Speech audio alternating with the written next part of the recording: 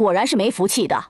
大师都说了，你肚子里的是女儿，让你落了还不乐意，这下正好，还省了我的药钱。要怪就怪你这肚子不争气，净生赔钱货。你说吧，这往后不能再生了，我们刘家也不能断送在你手里，现在该怎么办？我也不是那种不容人的恶婆婆，现在给你2个选择：一，你拿着休书回娘家；二，你还留在这，但往后不再是我刘家儿媳妇，我会给东升娶新媳，往后你就是我刘家的下人。当然，我们刘家也不会要你欠卖身契，你留在这也不能白吃白喝，得和以前一样做活。想要休我，还让我当下人，你想什么屁吃？脑袋被驴踢了？随着这话刚说完，他脑海闪过很多画面，或者说是原主的记忆。他发现自己穿进了一本叫《重生农女的灿烂人生》书里，且是个连具体名字都没有的炮灰。书中的女主王灿是重生的，而自己眼下竟然穿成了那个早死原配，也就是王灿前世嫁的那个渣男的苦命亡妻。死因是刘氏这个恶毒婆婆一门心思要孙子，在找所谓的算命大师后，得知原主肚子里的孩子是女儿，就想要她流掉。原主自然是不肯，两人争执之下，原主被刘氏这个恶婆婆推倒在地，头很不巧地撞到墙角上，孩子当场没了。原主在昏迷了2天后也跟着死了。原主在死之前还有2个女儿，一个6岁，一个3岁。不过姐妹俩的命也不好，一个在原主死去的那年被卖到了花楼，一个在次年死在逃荒中。是的，逃荒。重生文的开头，女主王灿重生的时间点是在9月中下旬，没重生的上辈子是在10月初嫁入到刘家的。书中有写，王灿上辈子嫁到刘家的第1年，冬天特别冷，整个流云县冻死了不少人，老百姓死得死，逃得逃。这本书李媛才看过没几天，印象深刻。他不知道自己为什么会穿进书里，但既然来了，且占了人家的身子，那么2个孩子肯定得替人好好养大。别给脸不要脸！你嫁到我刘家8年，除了生2个赔钱货外，连个孙子都没给我生。我没在3年前让东升休了你，都算仁至义尽了。识趣的，赶紧给我滚！我李媛嫁到你刘家这些年，一直勤勤恳恳，孝敬公婆，养育孩子，家里家外更是一把抓。走出去，谁不说我刘家李氏一声好？如今你害我没了孩子，还毁了身子，就想把我休了？没门！想要我离开这也行，你得给我10两银子，另外2个孩子跟我走，往后和你们刘家没有任何关系。还有，不是你们家给我休书，而是我要和离。娘，大丫，快进来。娘，你喝水吗？饿了没？奶早上给的面没做你的，不过我有省下半块饼。娘，你吃。娘，你怎么了？是不是哪里痛？你别哭，我去求奶，让他给钱，我帮你请大夫。大丫，等等，娘没事。大丫，你去看看二丫在哪儿。娘没事，你别急，娘就是想到你奶之前说的话，她要你爹休我了，然后给你们找后娘。大丫乖，不要怕，这个家娘是待不下去了。不过娘就算要离开，也会带着你和二丫走的。你爹要娶媳妇就娶，和咱没关系。但是他们想这样把我休了，没门！你奶害我没了孩子，往后还不能生育，这事绝对不能善了。大丫，你去把二丫找过来，然后去你大妞沈家，拜托她帮忙找人给你舅捎话，就说你娘我快被刘家人害死了，让她赶紧过来替我收尸。找我舅过来。对。等他醒来，天色已黑。大丫，这么晚了，这孩子居然不在，会去哪儿了？想到袁叔大丫被卖的事，李渊再也坐不住。想到原主经历的一幕幕，再想想刘氏的恶毒，李渊怒火腾生。现在什么都不用说，他也知道大丫应该是被刘氏带走了，家里一个人都没有，还把门窗锁起来，这是打算饿死他。好一个丧尽天良的毒妇，打算饿死儿媳妇就算了，可家里还有二丫在，那好歹也是他刘氏的亲孙女不是？没人性的畜生！娘，我饿。走，娘给你做好吃的去。他直接拿着砍柴刀去劈，没几下，那把锁落在地上。娘，奶会骂人。不怕，以后咱们不住这儿，你奶家和咱没关系。二丫乖乖坐好，娘先淘米。二丫你看好火，娘去杀只鸡，咱娘俩今儿补补。娘想吃。好，咱娘俩晚上就先吃土豆烧鸡，先饱饱的吃一顿。等明天你奶要还不回来，咱再杀一只，就熬鸡汤。后天还要不回来，那就做小鸡炖蘑菇。刚好家里还有蘑菇干，只是也不知道你姐现在在哪儿，有没有饿肚子。娘，好吃。以后咱们离开这里，娘赚了钱给你和姐姐吃好吃的，穿好看的，带漂亮的。娘，姐姐也吃。带姐姐一起。二丫乖乖睡觉，快快长大。好，长大了养娘。发现自己带了个空间，他想有这个地方要放刘家的这些米面等物是绰绰有余。李元光明正大的进了屋子，视线在可能藏钱的地方扫过。现在他也是有资产的人了，刚才搜出来的钱可是有整整38两。原主给刘家生了2个孩子，还被害得没了1个孩子，另外又丢了命，这些算是长命钱。刘家的粮食都搁在地窖里，会等到来年开春，大伙儿青黄不接，且粮价最高的时候卖掉。现下这些都归他了。李元有空间，收粮食很快。醒了，快过来吃饭。等一会儿娘就杀只鸡煲汤，中午娘用鸡汤给你下鸡汤面。娘，我回来了。二丫不怕，姐回来了。你们等我，我这就去找人来救你们。二丫，你姐回来了，她去找人来救咱们了。你记住，一会儿看到人你就哭，说奶把我们关在家里，要饿死我们。娘为了你破开窗户给你熬粥喝，可是你奶把家里的米面和猪都带走了，咱们饿了只能喝水，知道不？你要说不了没关系，你看到人就哭，然后喊饿，剩下的娘来说。等今天过后，咱们就能离开刘家了。咱们去找舅舅，以后你们就跟着娘。大牛神，求求你救救我娘吧，我求你了。大丫，你有话起来说，用不着这样。对啊，大丫，你刚才说的救救你娘是什么意思啊？他奶不是说他已经死了吗？你奶昨儿去地里喊你爷的时候，还说是去镇上喊你爹回来，不然你娘的丧事也不好办。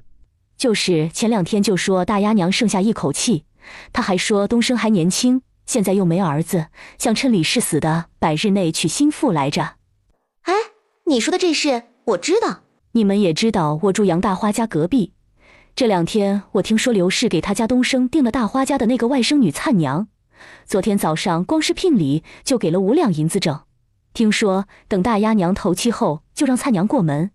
大丫，你告诉伯娘，你娘是不是还活着？你奶昨天赶着2头猪进县城，到底做什么去了？伯娘，求你救救我娘！我娘没死，已经3天没吃东西了，还被奶锁在家里，肯定连房门都被锁了。大丫，你说什么？你娘3天没吃东西了？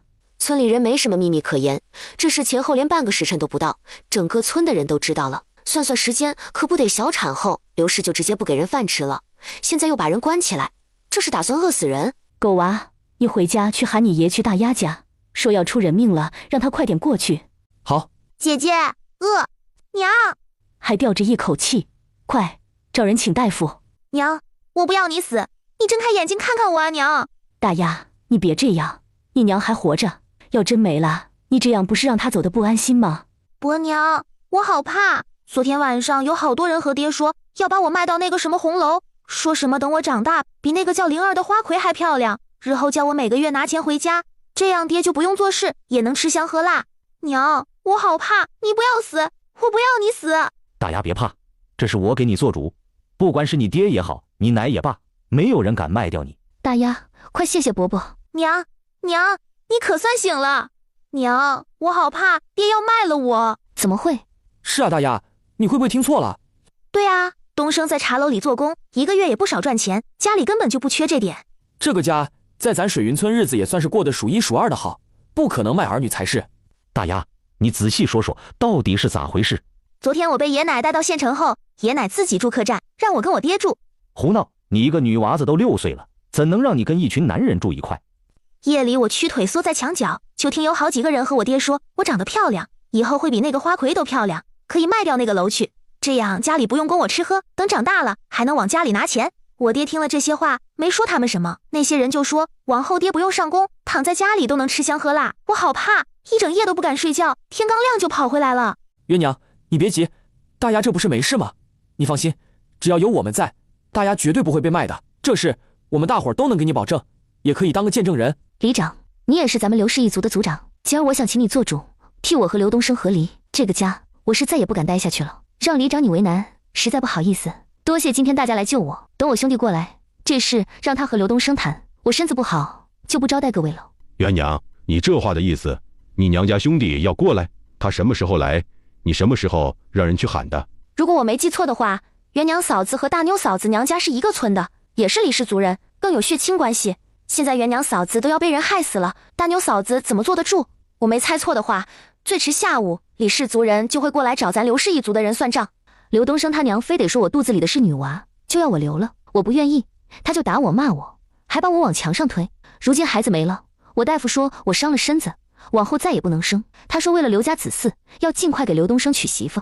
至于我，自请下堂后留在这个里当下人，往后继续和以前一样做牛做马伺候他们。我堂堂一个秀才之女，这些年自认没有做对不起他们刘家任何事，便是连我娘当年没了，她把我锁在屋子里不让我回去，我都认了。如今他害我至此，还想让我当下人，简直痴人说梦。他见我不愿意，又不想刘东升担一个不好的名声，就想活生生饿死我。既然他不仁，那就别怪我不义。我昨天已经让人往娘家那边传递消息，这出嫁女要被人害死，我想李氏一族的人还是会为我做主的，否则那就是寒了李氏出嫁女的心。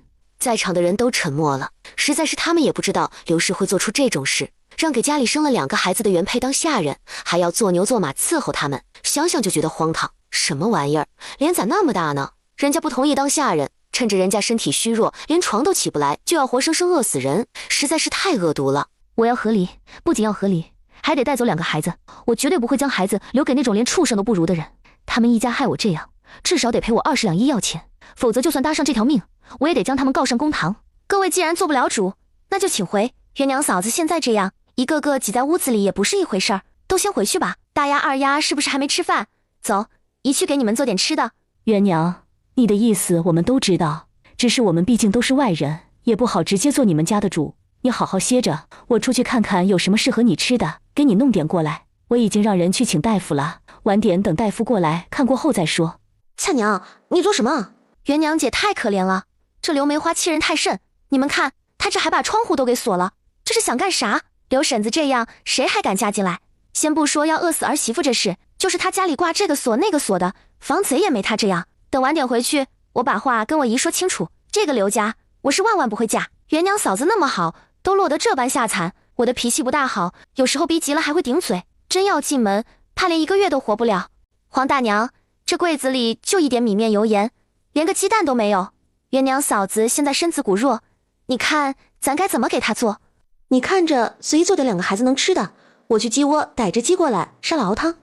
流云县里，东升，你娘把大丫娘关家里准备饿死的事闹开了，你赶紧和你爹娘说一声，快点回去。里长已经知道这事，你这事要是处理不好，往后咱们刘氏一族的儿女嫁去都要成问题。你来的不巧，我爹娘去福光寺了，那里离咱们流云县比较远，一来一回要3天，我这边又要上工，一时半会儿走不开。听你话里的意思，元娘现在也没出什么事，那就这样吧。刘东林这个里长得知刘氏和他男人去什么寺庙，要3天才能回来，而刘东升也不愿回来时，给气得恨不得将他们一家除族。大妞姐，你咋回来了？急匆匆的到我这儿，是有什么事？娟子，快，你快跟我回去，你姐快被刘东升一家折磨死了。今儿他要是命大，兴许还能活下去，否则你过去刚好给他收尸。走啊，你站在这儿干啥？你还记恨你姐在你娘没的时候不回来？大妞姐，这事我知道了，你先去忙吧，稍后我就过去。行，那我去组里喊人。君子，你放心，兄弟我这就回镖局找几个人过来给你们撑腰。君子有需要我帮忙的地方，你只管说。多谢杨哥，谢哥，杨哥，喊人的事就不用了，你跟我一起走一趟就成。谢哥，你情况特殊就不去了，若是我姐那有什么需要，我一定找你帮忙。谢燕之是3人中年纪最大的那个，今年25岁，是个才华横溢的书生。当初10岁就中了秀才，可惜打那之后运道急转直下。第一次要秋闱前1个月，他爹突然得了疾病没了，为此他不能参加，只能等下一个3年再考。第2次秋闱，最初顺利进了考场，等熬了几天，他解答好所有的题目，准备收拾笔墨纸砚时，贡院内突然刮起一阵妖风，墨水直接被掀翻在卷上。从那之后，他越来越倒霉。不过打从前年他娘没了后，他霉运越来越重。通常吃饭，不是碗莫名其妙裂了，就是能吃到小石子。走路的时候，原本平坦的路也能莫名其妙不知从哪儿滚出一个小石子，将他绊倒。喝水喝汤更是要小心翼翼，否则极有可能被呛到喘不过气的地步。身上更是不能放1文钱，不然不是掉了就是被偷。偏生他又命大，一直活得好好的，也挺能赚钱。所得的钱他也不敢搁在自己的身上，而是让书肆的掌柜给哪个饭馆的东家多少，之后他每日过去食用，给哪个绣铺多少银子，这样每个季节啥的给他做2身衣裳鞋子等等。当然医馆的钱也是必不可少的，毕竟他倒霉成天摔摔打打的是医馆的常客。曾经他还尝试自己做饭，结果莫名其妙从厨房开始将他家屋子连烧了2间。今天怎么有空上门？我姐的情况不大好，刚才大妞姐回来和我说让我过去看看，运气好带回还能活下去，运气不好就只能给她收尸。我姐今年才24岁，不可能好好的一个人会这样。看大妞姐的意思，她被苛待的不行，你们要一起过去吗？当初你爹还活着的时候，我就不愿意他娶你娘。你看看，娶一个好看又来历不明的女人有什么用？成天娇娇弱弱，哭哭啼啼，干啥啥不行。男人没了，又不管儿女，只知道躺在床上哭哭哭。看看他把女儿都教成什么样了。你姐小时候多活泼可爱，我教还不行，非得自己将她拘在身边教养。这下可好，自己那样，把你姐也教成那样，这嫁了人都要被折磨死了，都不晓得回来说一声。人都没了，你还说这个做什么？家里15岁以下的留在家里，其他人赶紧吃了饭跟我一起过去。咱们李家的姑娘绝对不能被外人欺负致死。大牛姐已经去族里喊人了，我过去看看。赶紧吃饭，吃完跟我走。水云村中，奶真是没用，和你娘一个模样。你爷和叔伯还有君子他们都来了，现在族长正和刘氏的族长在一块儿谈你的事，你什么都不要想，等他们谈好，奶带你回去。奶，谢谢你们。你要是能懂事一些，早些年听我的话，我们也能少操点心，君子也不会把日子过成现在这样。过去的就算过去了，往后我会带着孩子把日子过起来，不让你们操心的。至于君子，我也会好好给他相看个好姑娘的。你还是多想想你自己，要我看，2个丫头就不要了，这样你也好再改嫁。不行，不行，什么不行？你才24，往后的日子还长，带2个丫头要怎么嫁人？谁说我一定要嫁人？我压根就没这打算。这刘家一家子都是糟心玩意儿，把大丫二丫留在这儿等着被虐待被卖吗？奶，不管怎么说，他们都是我身上掉下来的肉，谁都可以不要他们，但我这个做娘的不能不要。好，2个丫头你要带走，那你告诉我，你拿什么养活什么？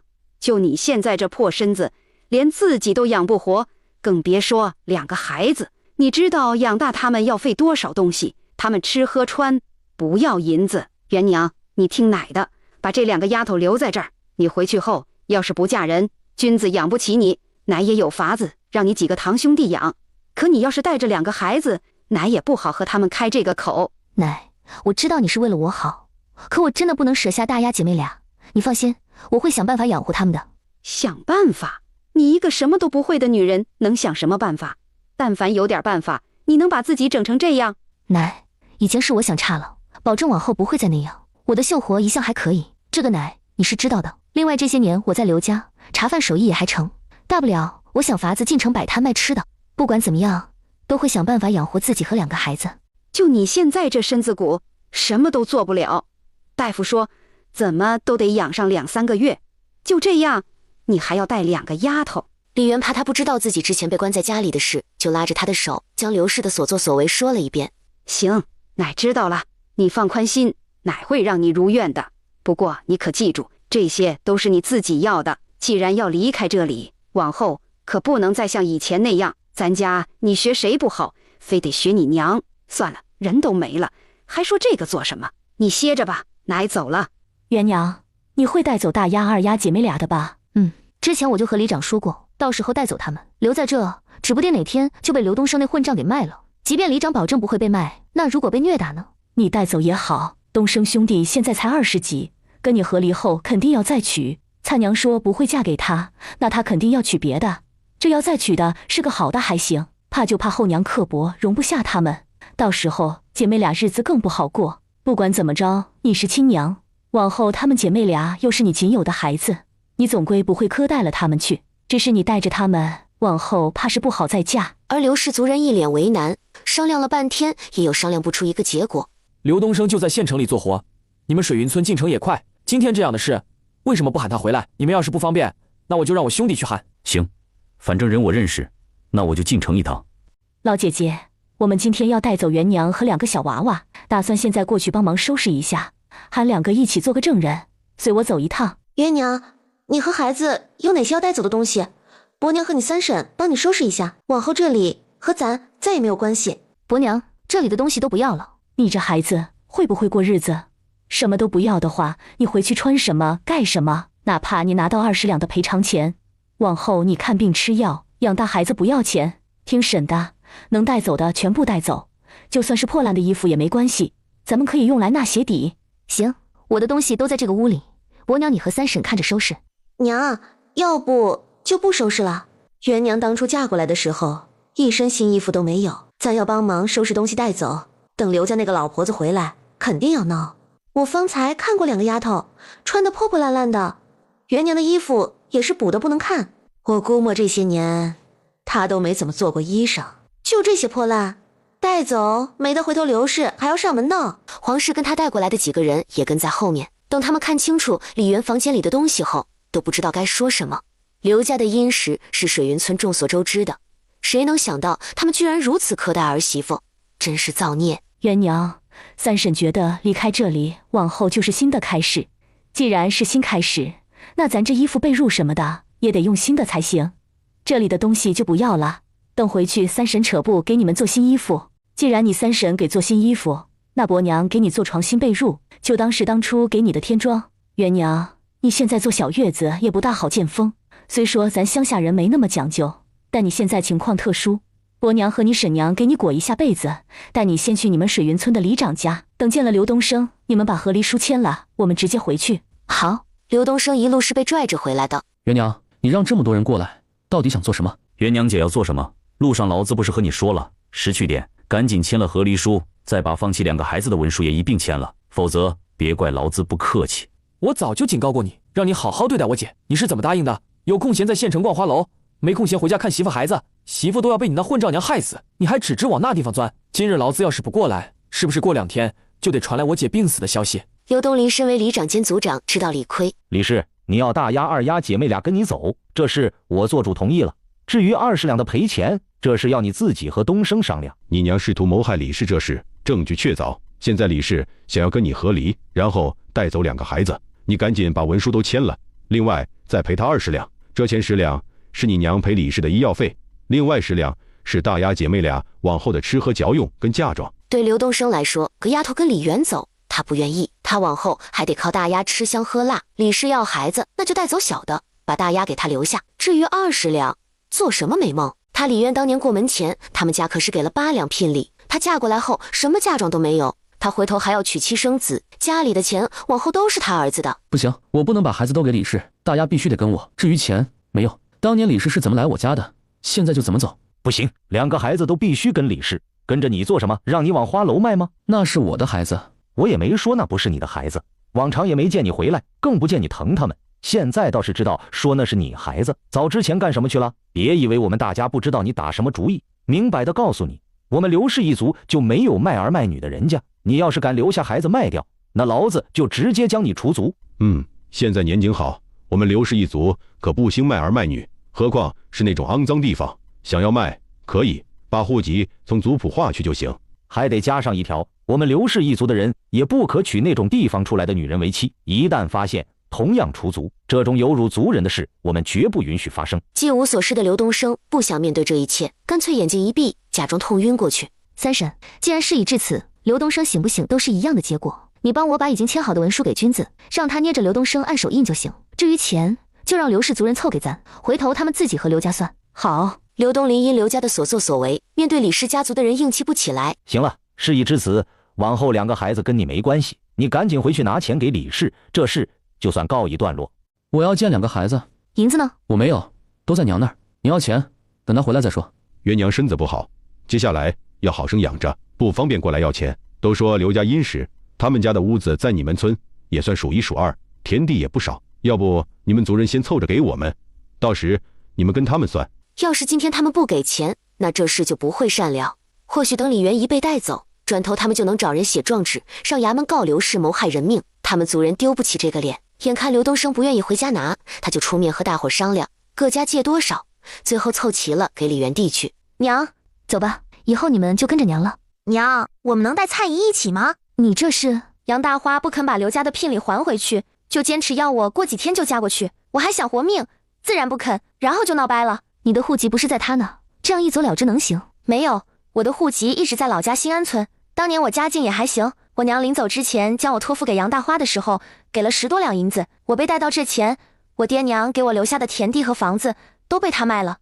他说我们不住那，田地隔太远不好管，也不好拎出去。房屋不卖的话，没人住坏得快，每年还要花钱找人修葺，不划算。先不说他们到底拿了我家多少东西，便是说我到他们家连10年都不到。这些年我洗衣做饭砍柴下地什么都干，这就算是给人当下人也能换口饭吃。我觉得自己没欠他们什么，那些银子现在已经没有证据了，和他们扯皮也没用，就当是我感谢他们这些年对养恩，但愿从此以后再无关系。爷娘姐，你别听大丫瞎说，我离开这里挺好的，自己有手有脚赚一口饭吃没什么问题，也不用非得跟谁在一块。不过这个时间点有些晚，我一个人也不大安全，能跟你们一起回去让我借宿一晚吗？等天亮后我就找地方就搬走。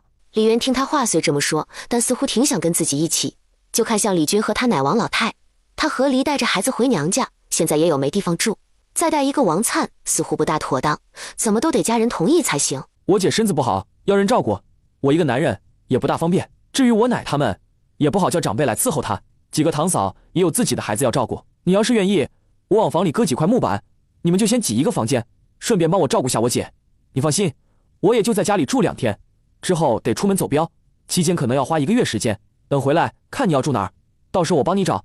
愿意，我愿意。一旁的王老太倒是看了看王灿，又看了看李军，心头琢磨开了。这姑娘看起来好像还可以，虽然听着是个孤女，往后没有娘家可以帮衬，但这对上面没有父母的君子来说，未尝不是件好事。两人要是能走在一起，上头没有岳家压着，也挺好的。爷，今日我姐的事，多谢各位族兄弟帮衬，你帮我和华叔说一声，后天我家请大伙儿吃饭。感谢是应该的，请客的事你不用管，到时候家里来弄。你要是有钱，把外头的债都先还了，往后你可不是只有一个人，你姐和2个外甥女还要靠你。爷，我最近在替镖局做事，能赚钱还债的事你不用担心，我会照顾好姐儿和大丫二丫的。请客买些米面油盐和肉菜，置办3桌的话200文应该够，就是到时候可能需要奶和伯娘他们来帮忙。你看这，你心里有数就行。你奶那边我来说，米面和菜你都不用买，倒是让你奶带过去。你要买的话，就割几斤肉，回头我让瑞子去河里弄几条鱼，再让你大哥去山上看看能不能套2只兔子，另外再买点蛋，应该也就差不多。对了，你姐的钱你不能动，也不要去想，那是给她养身子和养娃娃的。我知道，那爷，我先回去了。谢哥，你这受伤让大夫过来看的时候，可有让人送些吃的过来？我们都没吃晚饭。我猜你们今天晚上应该要回来，怕你们还没吃饭，就让包子铺那边送了些包子馒头过来。我不敢帮忙热，这会儿正搁在灶房的铁锅里。看你这胳膊，不会是进灶房割包子的时候被门槛绊了一下给摔的吧？这回还真不是，我下午那集想去解手，结果快到茅房的时候，突然左脚绊右脚给摔了，幸好君子不放心，走的时候让老宅那边的孩子过来看看，不然我肯定给滚到茅坑里去。那你们现在就看不到我了。我去灶房热包子。对了，君子哥，家里有米面吗？面没有，米有一些，不过是碎米。有就行，我给元娘姐熬点碎米粥。对了，我接下来要住这，那我喊你君子哥，你和元娘姐一样喊我灿娘就好。姐，你先搁这靠会儿，我去收拾下你的房间，那里好久没人住了，尘土大。杨哥，你来帮我。好。这是谢燕之第一次认真打量李元，见他果真和他脑中所想那样，长得娇娇弱弱，一脸苍白，看起来极为可怜，可以说十分符合他画本中病弱的貌美妇人。这种人容貌出众，性格温婉，年少时一家有女百家求，若是嫁对人，那一辈子都能过得美满幸福。可要是嫁错人，娘家又不够强硬，那他就能把自己往死里逼。眼前这位，看他现在这样，显然是属于后者。大妹子，我叫谢燕之，家住城东榕树巷第2户，和你兄弟李军是好友，头一回见面，没来得及准备礼物，等回头一定给补上。在李元看到的小说中根本没有这号人物。想来你应该知道我叫李元，不过我已经是2个孩子的娘，年纪可能比你大。你和君子既然是兄弟，要不喊我元娘姐。至于礼物，那倒不必，咱们相互人家不兴这个。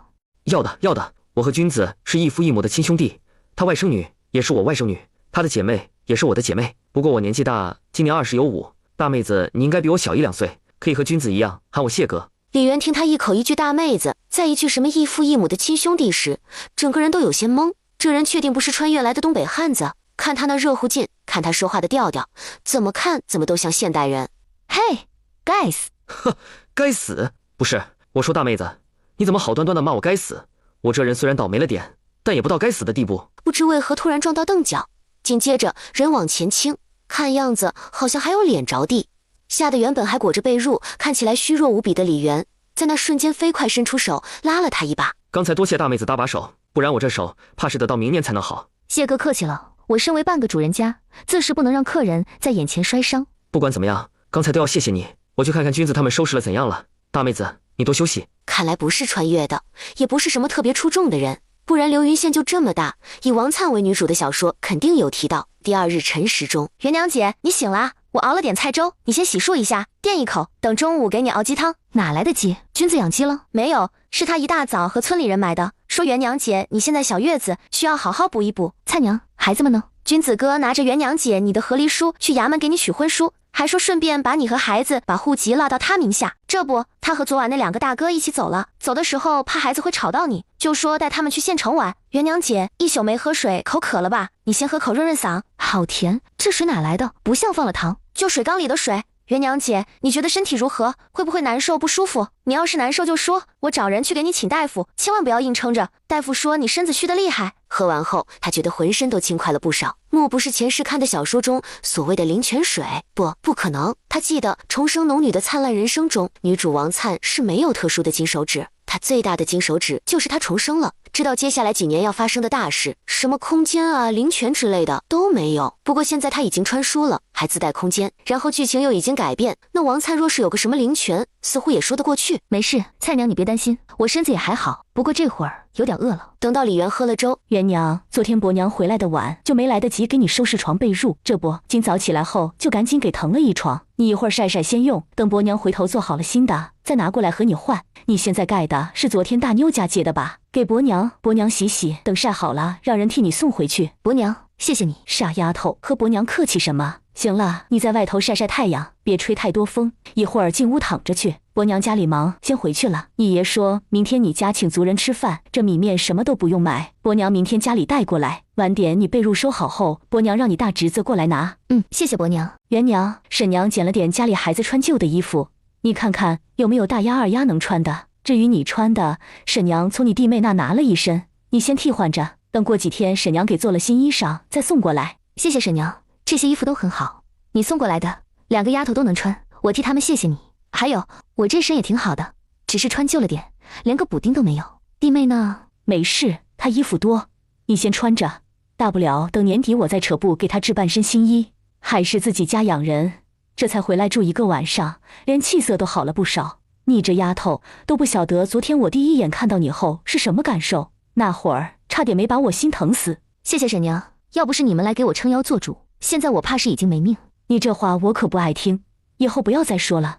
你要知道，你是2个孩子的娘，不管做什么都得为他们考虑一下。现在你和离回来，往后也不能事事仰赖君子，得自己立起来。君子眼下还没娶妻生子，帮衬你倒也没什么，但不能一辈子都这样。元娘，你该好好想想自己要做什么，是嫁人还是想法子赚钱养大2个孩子？光靠着刘家赔的那些万万不够。按照马氏的意思，如果2个孩子里有1个是儿子的话，李媛就算不嫁人也没什么。女人要是能自己赚钱养家，什么都靠自己的话，还要男人做什么？可偏偏她带回来的是女儿，这孩子长大了，日后要嫁人，总不能等孩子嫁人后她自己孤零零1个人吧？如此还不如将孩子留在这边，娘家人帮忙照看着，她再找人嫁了。这样往后孩子大了，该嫁人就嫁人，她也不至于老了，身边连个端茶送水的人都没。沈娘，这事我会好好考虑的，不过目前我不大想嫁人，等过1、2年再说吧。行，你心里有成算就行，有什么需要沈娘帮忙的只管说。沈娘得走了，要上山，等回来给你送些果子尝尝。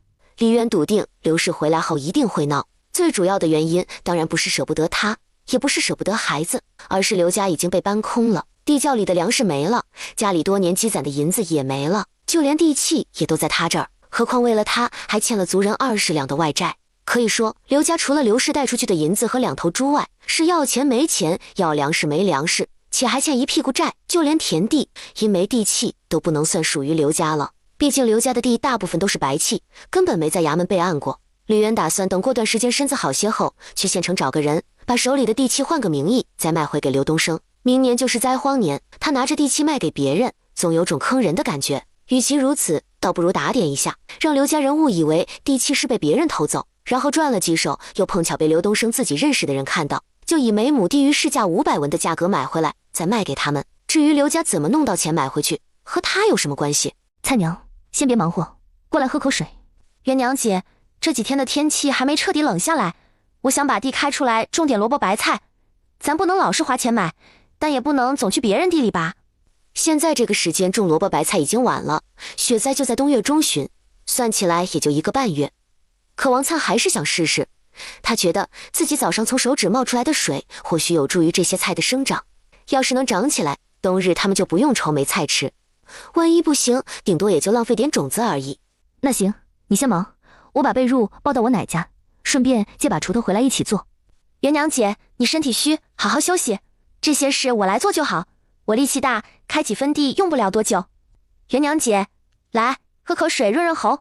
蔡娘，我也不知道是不是回来后整个人都放松的缘故，不过才一个晚上的功夫就觉得自己好了很多。以往每天都觉得身体沉重疲惫，可今儿个却觉得格外轻快，好像有使不完的力气。他想，他那突然从手指缝里冒出来的水滴，应该就是起到强身健体之类的功效。但他不想让李媛发现自己拥有这样的东西，即便信任对方也不可。像这种玄而又玄的事，还是少个人知道为妙。那肯定是因为回来的缘故。以前元娘姐你在刘家，那是天都没亮就得起来做活，做的最多，吃的最少，肯定和现在不一样。不过你还在小月子中，哪怕身子好很多，也得多歇歇，不然昨天从水云村回来还特别的虚弱，今天就能拿着锄头下地干活，让那边的人怎么想？他们会不会觉得自己被骗了？那我听你的。这就对了，你现在多休息几天，等我把地开好，种上萝卜白菜，咱再来考虑其他的。对了，元娘姐，你有没有打算接下来做什么？总不能一直坐吃山空吧？不瞒元娘姐，我打算自己做点吃的到县城卖，只是我现在身无分文，想先上山弄点东西卖，等有了本钱再买点米面油盐。我想做点烙饼，到时能赚一文是一文。昨天君子哥说他要去走镖，这一走得1个月，我估摸那还是顺利的情况下，要是路上有事耽搁，那兴许要更久。接下来天越来越冷，咱得多砍点柴在家里备用。这房子的屋顶可能还要找人重新弄一下，万一下雪又是大雪，屋顶承受不住，可能会塌。书中对冬月的那场大雪有过描述，天地间一片白，很多人家的屋顶承受不住重力，直接塌了。那个冬天饿死了很多人，也冻死了很多人，所以巩固屋顶、多囤柴火、木炭和粮食都是首要任务。蔡娘，我弟他还没成亲，你也是知道的。你要是不介意外人可能会说些风言风语，那这个冬天就先跟我们一起住。眼下天越来越冷，你一个姑娘住外头不合适，万一有人起了歹心，又或者你有个头疼脑热，咱住一起都能帮帮。元娘姐，我倒是没什么，就怕君子哥会介意。我很喜欢大丫二丫，要是能跟你们一起住，那是最好不过了。这样有啥，咱们都能有商有量的，总比我一个人孤零零来的好。不过元娘姐，我刚才说的那些也是真的有可能，你得往心里去。君子那边我会和他商量，你说的我也清楚，凡事有个万一，咱们做好充足的准备，总该不会错。至于你说赚钱的事，我也在想，眼下我手头有点钱，琢磨去县城另一处位置摆摊，不知道你具体做饭手艺如何？要不咱们一起卖面条？摆摊？那不得买些碗筷，再置办些桌椅啥的。除此之外，咱还要找地方放这些东西，不然早晚都要来回运，需要牛车也怪麻烦的。只要手艺好，摆摊做吃食卖，肯定要比咱在家做好东西拿到县城卖来的赚钱。如此碗筷肯定要买一些，至于桌椅，我找人问问有没有人用旧需要处理的，有的话咱买点回来就好。桌椅用旧的也行，要是坏了自己修补一下，如此还能省不少钱。是这个理，或许3、4张旧桌都没有一张新的贵。至于这些家事搁哪儿，倒是不用担心。君子那个朋友谢燕之家住县城，咱们可以问问能不能搁他家去。等我们这边忙起来，大丫和二丫可以放我奶家，也可以去谢哥家，到时候我隔3差5送点东西过去就行。元娘姐，我做饭还凑合，擀面也劲道。中午你喝鸡汤，晚上我再给你露一手咋样？你要是觉得合适，那咱一起做。只是我只有一个人，没本钱，有的只是力气。到时候摊子要真做起来，我3你7行不？不然我2你8也成。蔡娘，你看这样成不？你这个冬天都住这儿，我呢就等于给你包吃包住。另外摆摊做生意的时候，不管刮风下雨，不应该说出不出摊，我每个月都给你300文，你看如何？元娘姐，300文就不用了。按你说的，我这吃你的住你的，哪还能要这样多？要不这样，我就当给你做工，我们去摆摊1天，你给我8文钱，要没上工就不用。这样，不管出不出摊，只要你还住这个家，你的吃喝我都包了，你不用出钱。出去摆摊，我1天给你10文钱。要是生意好，等到年底，我再给你扯布做身新衣，另外再包一个厚实的压岁钱。王灿听了，心下很是感动，他这么善良，难怪大丫二丫姐妹俩也那么善良。上辈子她明明是后娘，因和姐妹俩相处时间短，对她们也没什么感情。在她们被刘氏那个恶妇咒骂毒打时，她顶多就想着法子护一下，但也没帮到什么忙。然而就这样，姐妹俩在看到她没吃没喝的时候，还能悄悄从嘴里省下口粮给她吃。等大鸭被卖，她无力阻止后，二鸭更是成天跟小尾巴似的跟在她身后。逃荒时又渴又饿，有几次她都要撑不下去，还是年纪小小的二鸭反过来鼓励的她，让她不要睡过去。元娘姐，我都听你的，你放心，我不会让你亏本。这辈子她不求大富大贵，只求能吃饱穿暖，然后守在两个孩子身边，看着他们平平安安长大。县城里，君子，既然你姐已经带着孩子归家，你后天又要跟五子去走镖，那家里的事怎么也得安排一下。你一走就是1个月打底，等回来怎么都冬月以后，你那房子有几年没修葺过了？谢哥，你也知道我姐这事算是事出突然，押镖的事早已定下，时间不能更改。我家这屋顶肯定要修葺，到时我找人弄，回头让我几个堂兄盯着就行。你这边我有事想让你帮忙。你说。我姐和2个孩子你也看到了，一身衣服都没有，接下来天越来越冷，你这边不是有关系拿到便宜的棉花，你想法子给我留出20斤来，银子等我回来了再给。20斤？怎么要这样多？如此那个王姑娘也不用睡木板床，到时可能费些柴火，但棉花和做被子的布都能省下来。我也只是在书上看到过，不过北边的人家家户户都盘炕，想来也有其可取之处。那书中的记载我多少记得一些，不过得琢磨琢磨，等我琢磨透了就找人去你家弄。行，那棉花的事你也先帮着留一下，要用不完回头给我爷奶也置办一身过年新衣。说来自打我爹走后，我们这一房有10年都没孝敬过他们了，你看看找谁替你家多弄点柴火，别让你姐和那个王姑娘自己去山上砍。还有一件事，你有没有想过在家里打口井，这样你姐他们洗衣做饭能省事不少。要是怕孩子小容易出事，就做个井盖锁着，这样用水方便，加上家里柴火备得多，冬天他们的衣服也可以用热水洗。谢哥，你会不会考虑的有点多？君子就这么一个姐姐，你不是说你姐身子骨虚弱，那就要仔细养着，冬天少碰冷水，总不能那个王姑娘住你们家，就让她一直给你姐洗衣做饭吧。李军自然也知道不能，奈何现在囊中羞涩，现在钱袋中剩余的银子还要买米面油盐和肉，这还不说，等他出去走镖，路上自己还要再花一点，满打满算，他钱袋中的银子还差点，需要回头和杨高武借，等走镖的银子结算后再还他。舅舅，不用挖井，我可以帮娘洗衣做饭。君子，我前些时日做了一幅画，此次不走郭掌柜的门路，你这次出去就一起带着，底价20两，不管你跟五子卖出什么价，多余的都算是你们自己的。你家这边，你若确定挖井，我回头把手稿给郭掌柜送过去后，让他找匠人上你家去挖。谢哥，我就不用了，君子现在困难，都给他就成。你今年20有2，等翻了年又加1岁，严姑娘等你到现在也已是20岁的老姑娘，你还要让她等到什么时候？这次等走镖回来，甭管你娘怎么骂怎么哭，哪怕拿着绳子去上吊，都不准给她钱，除非你想打一辈子光棍，让严姑娘另嫁他人。现在咱3人中，今年也就你有望先成亲。杨哥，我早和你说过，人可以孝顺，但不可愚孝。你的人生不可能只有你娘，往后陪你走一辈子的是你的媳妇。这些年你赚的还少吗？你娘除了跟你哭穷外，还为你做过什么？你身上的衣服鞋子哪个不是严姑娘做的？你赚的钱，她说帮你攒到了吗？全都让她倒贴到你大哥那了吧？你那阵儿不是读书的料，送到私塾也不过是混日子。然读书人最是费钱，往往需要举全家之力才能供得起。你娘迟迟不给你娶妻，为的是什么？你心里门清。依我之见，等你们走镖回来，你直接带上银子，找个媒人上严家提亲。杨高武家的规矩是儿子成亲后就必须得分家，然而现在他大哥的儿子在读书，为了供一个读书人，他娘就找各种理由阻止他娶妻。每一次他都下定决心不给他娘钱，可是只要他娘哭一哭，自己养大他们的不容易，他就松软了。杨哥，我们不是让你不孝，但孝顺的方法有很多。你想想，要是今年还不娶严姑娘，到时候你放心让她嫁给别人，你想看着她为别人洗衣做饭生子？若是嫁的男人好还成，倘若跟我姐一样的呢？与其把自己的心仪对象交给别人，倒不如自己守着。你和严姑娘心悦彼此，想娶媳妇只要有银子就能成。像我和谢哥，就算想娶，都不知道娶谁。我这一身债也不好拖累人家，而谢哥就他这霉运，谁知对方什么时候会当寡妇？我与你们不同，可别将我跟你们相提并论。我不缺钱，不缺房，还有功名，而你们需要为生计奔波。只要我不怕自己的家财落到别人手中，是随时可娶妻。再则说，万一哪天我又突然转运了呢？杨哥回去了，应该是去找严姑娘了。希望这次她能想通。你把这个给郭掌柜，让他给你2两银子，你拿着钱多买些米面油盐，另外让人多弄些柴火，省得还要你姐去砍。谢哥，你对我姐是不是过分关心？中午吃饭到现在，我已经听了好几次，你都是为了我姐好的话。你姐与我算有救命之恩，昨天夜里若不是你姐拉了我一把，如今我这手怕是等到来年2、3月后才会好。这钱就当是我借的，你在账上加上去，回头我慢慢还。不用，这就当是我送给孩子们的见面礼。我情况特殊，给你姐母女仨送什么都不好，就当是买米面了。我和你两者唯一的区别就是，我买了米面给你家送过去，和你拿着钱自己买了送回去。明天我家请帮我姐忙的族人吃饭，你和杨哥一定要来，带我走镖回来，再单独请你吃饭。行，你去忙吧，孩子在这儿，我给你看着。娘，舅舅说以后我们又是一家人了，还给我和妹妹改了名字，我叫刘采薇，妹妹叫刘青纱。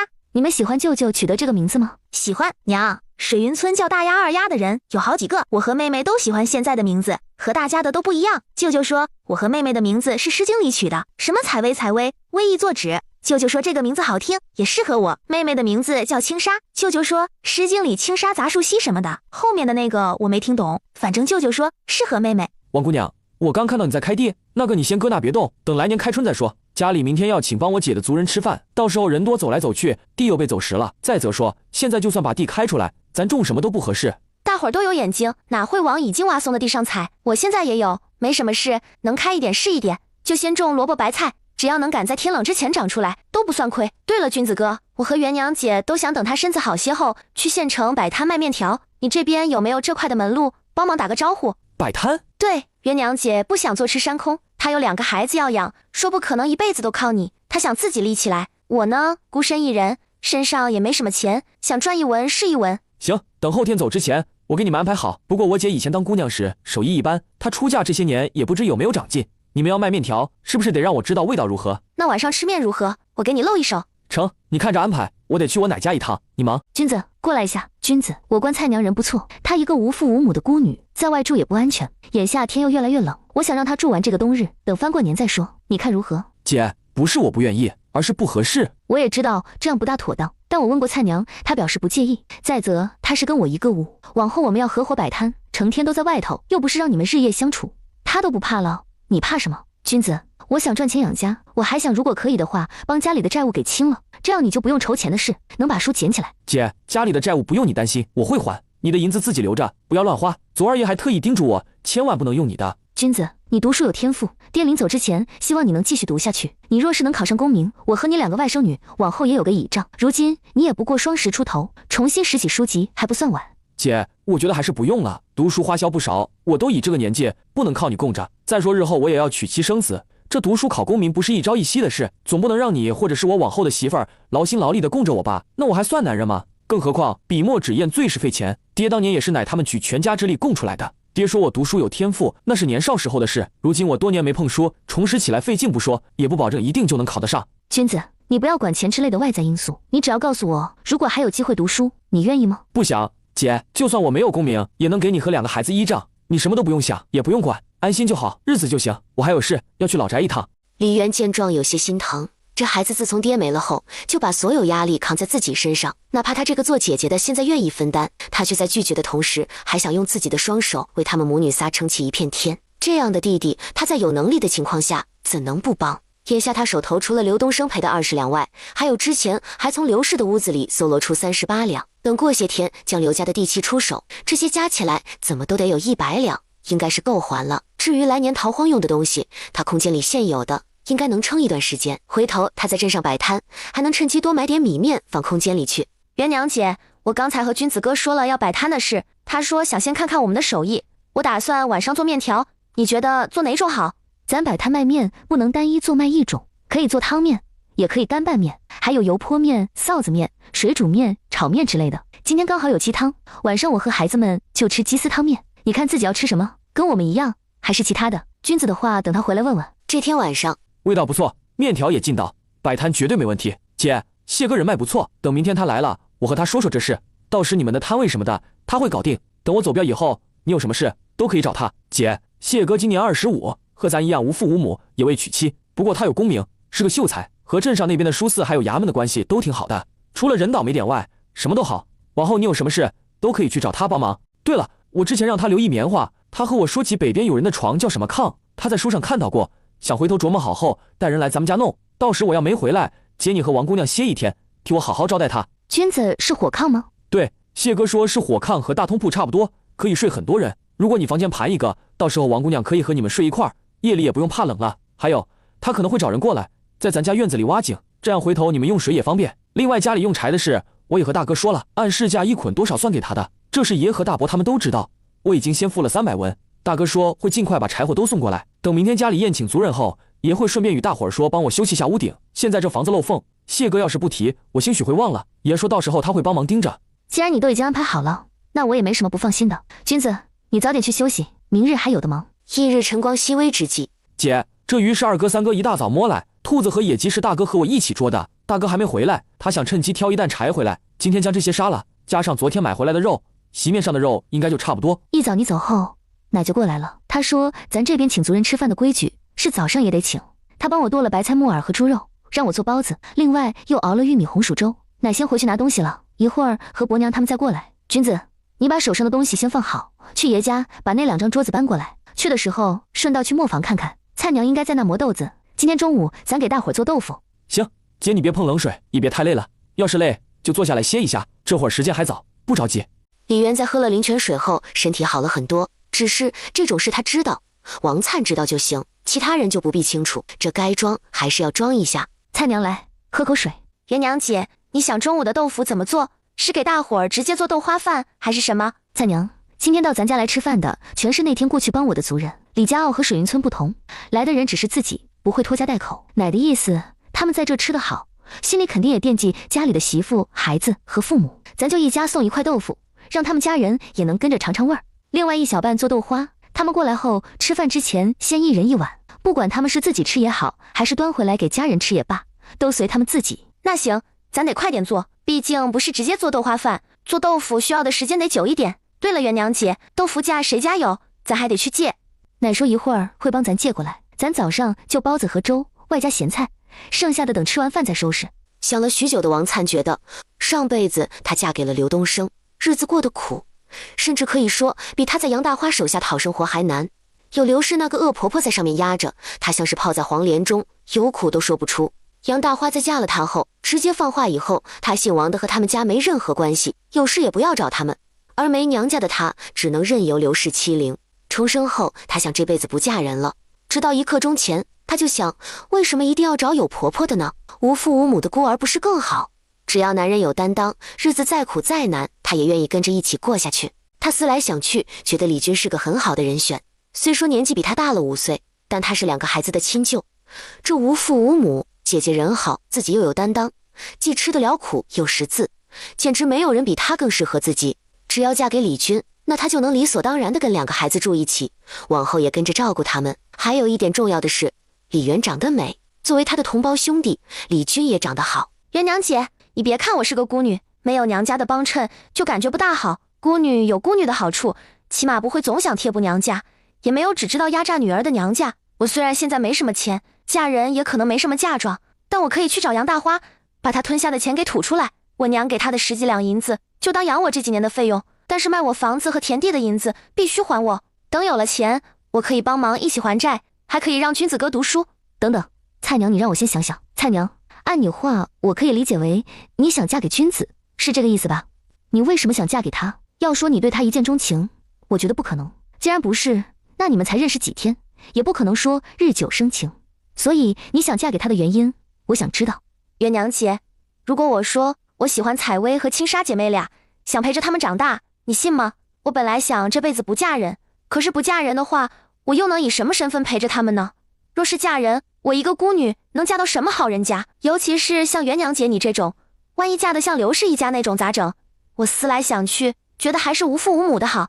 李渊知道女主对青纱和采薇有执念，在重生农女的灿烂人生中，她的孩子难逃上辈子的宿命。大的被卖了后就没了消息，小的依旧是死在那场灾荒中。书中，王灿刚重生时有想过把姐妹俩带到身边，奈何因为各种原因，最终都没能如愿，这也成了他后面心头的一大憾事。元娘姐，我觉得君子哥挺好的，他长得好，人也有担当，虽说眼下家里还欠着钱，但总有还完的那一日。他很聪明，人也细心，这种男人特别适合过日子。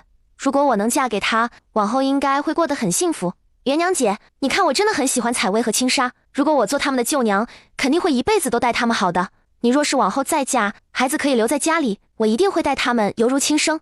如果不再嫁人，咱们俩也不会有矛盾，我一定会将你当做母亲来敬重。毕竟那句老话说得好，长姐如母。先别说以后的事，我明白你的意思。你看上了君子，不是因为喜欢他，而是觉得他适合你，对吧？我要说喜欢，你大概也不信。既然不是喜欢，而是因为外在因素，那就算了。元娘姐，蔡娘，你虽然及笄了，但过了年才17，这往后的路也长得很，谁知道接下来会遇到什么样的人？你现在觉得君子合适，想要嫁给他，但你有没有想过，万一我乐意建成，在君子面前说你的好，然后让他对你上了心，之后你又遇见了喜欢的人，想和离或者被休，然后跟他过一辈子，到时你让君子怎么办？毕竟女主是有官配的，两人第一次见面就给彼此留下了深刻的印象。李军现在是他的弟弟，他有责任保护对方不受莫须有的情伤。元娘姐，我不是那种人，一旦认定了谁，只要他品性没有问题，是不会移情别恋的。我知道你怕我对君子哥没感情，往后做出伤害他的事，这个你完全可以不用担心。只要君子哥不讨厌我，那感情可以慢慢培养。咱乡下很多人成亲之前，不都是父母之命媒妁之言，之后匆匆见一面就嫁了，感情不都是后面日日相处培养出来的？君子，今日这瓦片好，比往常大伙买的都要略厚一些。那瓦窑的少东家与谢哥相熟，这次拿到的货好，价格却和往常大伙买的一样，说来都是托了谢哥的福。大妹子今日气色看起来不错。谢哥还是和之前一般，不过人倒是俊朗了不少。谢哥，君子说你知道火炕，想在我家盘。是有这事，君子说要给你们被褥和袄子，让我找人留20斤棉花。我一听那么多，细问之下才知晓他也要顺便给王姑娘做。我琢磨冬日冷，与其那样麻烦，倒不如盘炕睡一块，等烧了火，省了一床被褥钱不说，冬日人坐上头也舒坦。谢哥，我曾在我爹的书籍上看过类似记载，因印象太过深刻，至今还记得。要不咱一起讨论一下？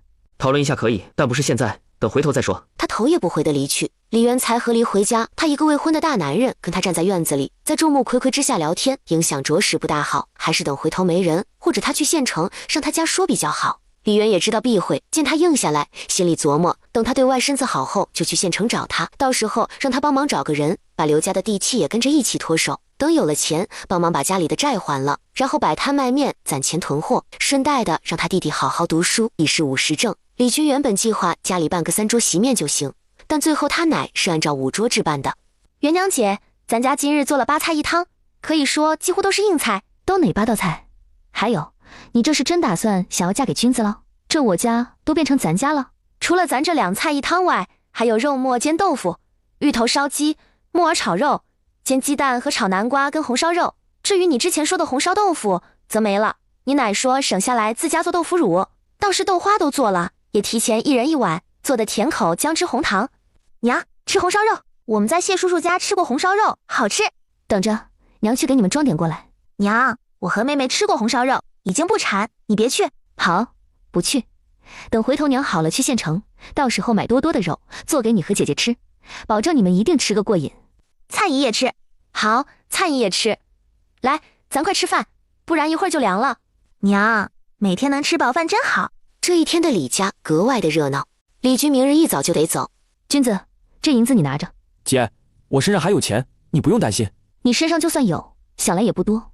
这银子不是给你日常花销的，而是万一有事拿来应急用的。你先拿着，若是用不着，再带回来给我就成。姐，真不用。对了，你要摆摊卖面的事，我和谢哥说了，他说城东位靠近城门那位置好，明天他去衙门打声招呼，让人给你留位置。只是那里的摊位费肯定要较其他地方高一些，不过那里离他家近，你有什么事他也能照顾一二。好，对了，君子，我从刘家离开的时候还带走了他们的地契，现在想脱手，你有没有信得过的人？这2天刘氏还没找上门，估计是还没回来，我想赶紧换钱。姐，你是怎么做到的？你前几天不是连床都下不了吗？难道刘家的地契一直搁你这保管？你就说有没有办法把这些东西脱手？我没找到房契，全是田契，良田6亩，旱地8亩。有地契就好办，这个交给我处理。不过姐，我明天一早就要走，你得现在就把东西给我，我明天处理好了，让人和谢哥对接，到时候谢哥会把银子给你。行，只要在刘氏回来之前把这些东西卖掉就行。对了，君子，你明早走之前记得去老宅说一声，咱俩多年都没和爷奶大伯三叔他们接触了，如今恢复往来，你要出门怎么都得和长辈再说一声。好，到时候我顺便让奶和大伯娘帮我盯着点你这边。那刘氏回家一旦发现地契没了，肯定要上这边来闹。不过当初姐你身子弱到不能下床，这是大家都知道的事，也清楚你走时连一身衣服都没拿，所以刘氏就是要闹，说是你拿的，也没有证据。姐，你回头什么都不用做，只要他一上门，你就抱着2个孩子哭，然后露出一脸委屈惶恐的模样，其余的自然会有人帮你。看来他这个弟弟也是个黑芝麻馅儿的。好，我回房去给你拿地契。君子，地契都在这，你看看。姐，这些你想怎么卖？现在有2个办法，一是你给我一个底价，到时候兄弟们买下后转手卖给别人赚差价；另外一个就是兄弟们拿钱办事，刚才你给的2两银子就直接给他们当辛苦费，至于后面价格能卖到多少，就凭他们的本事。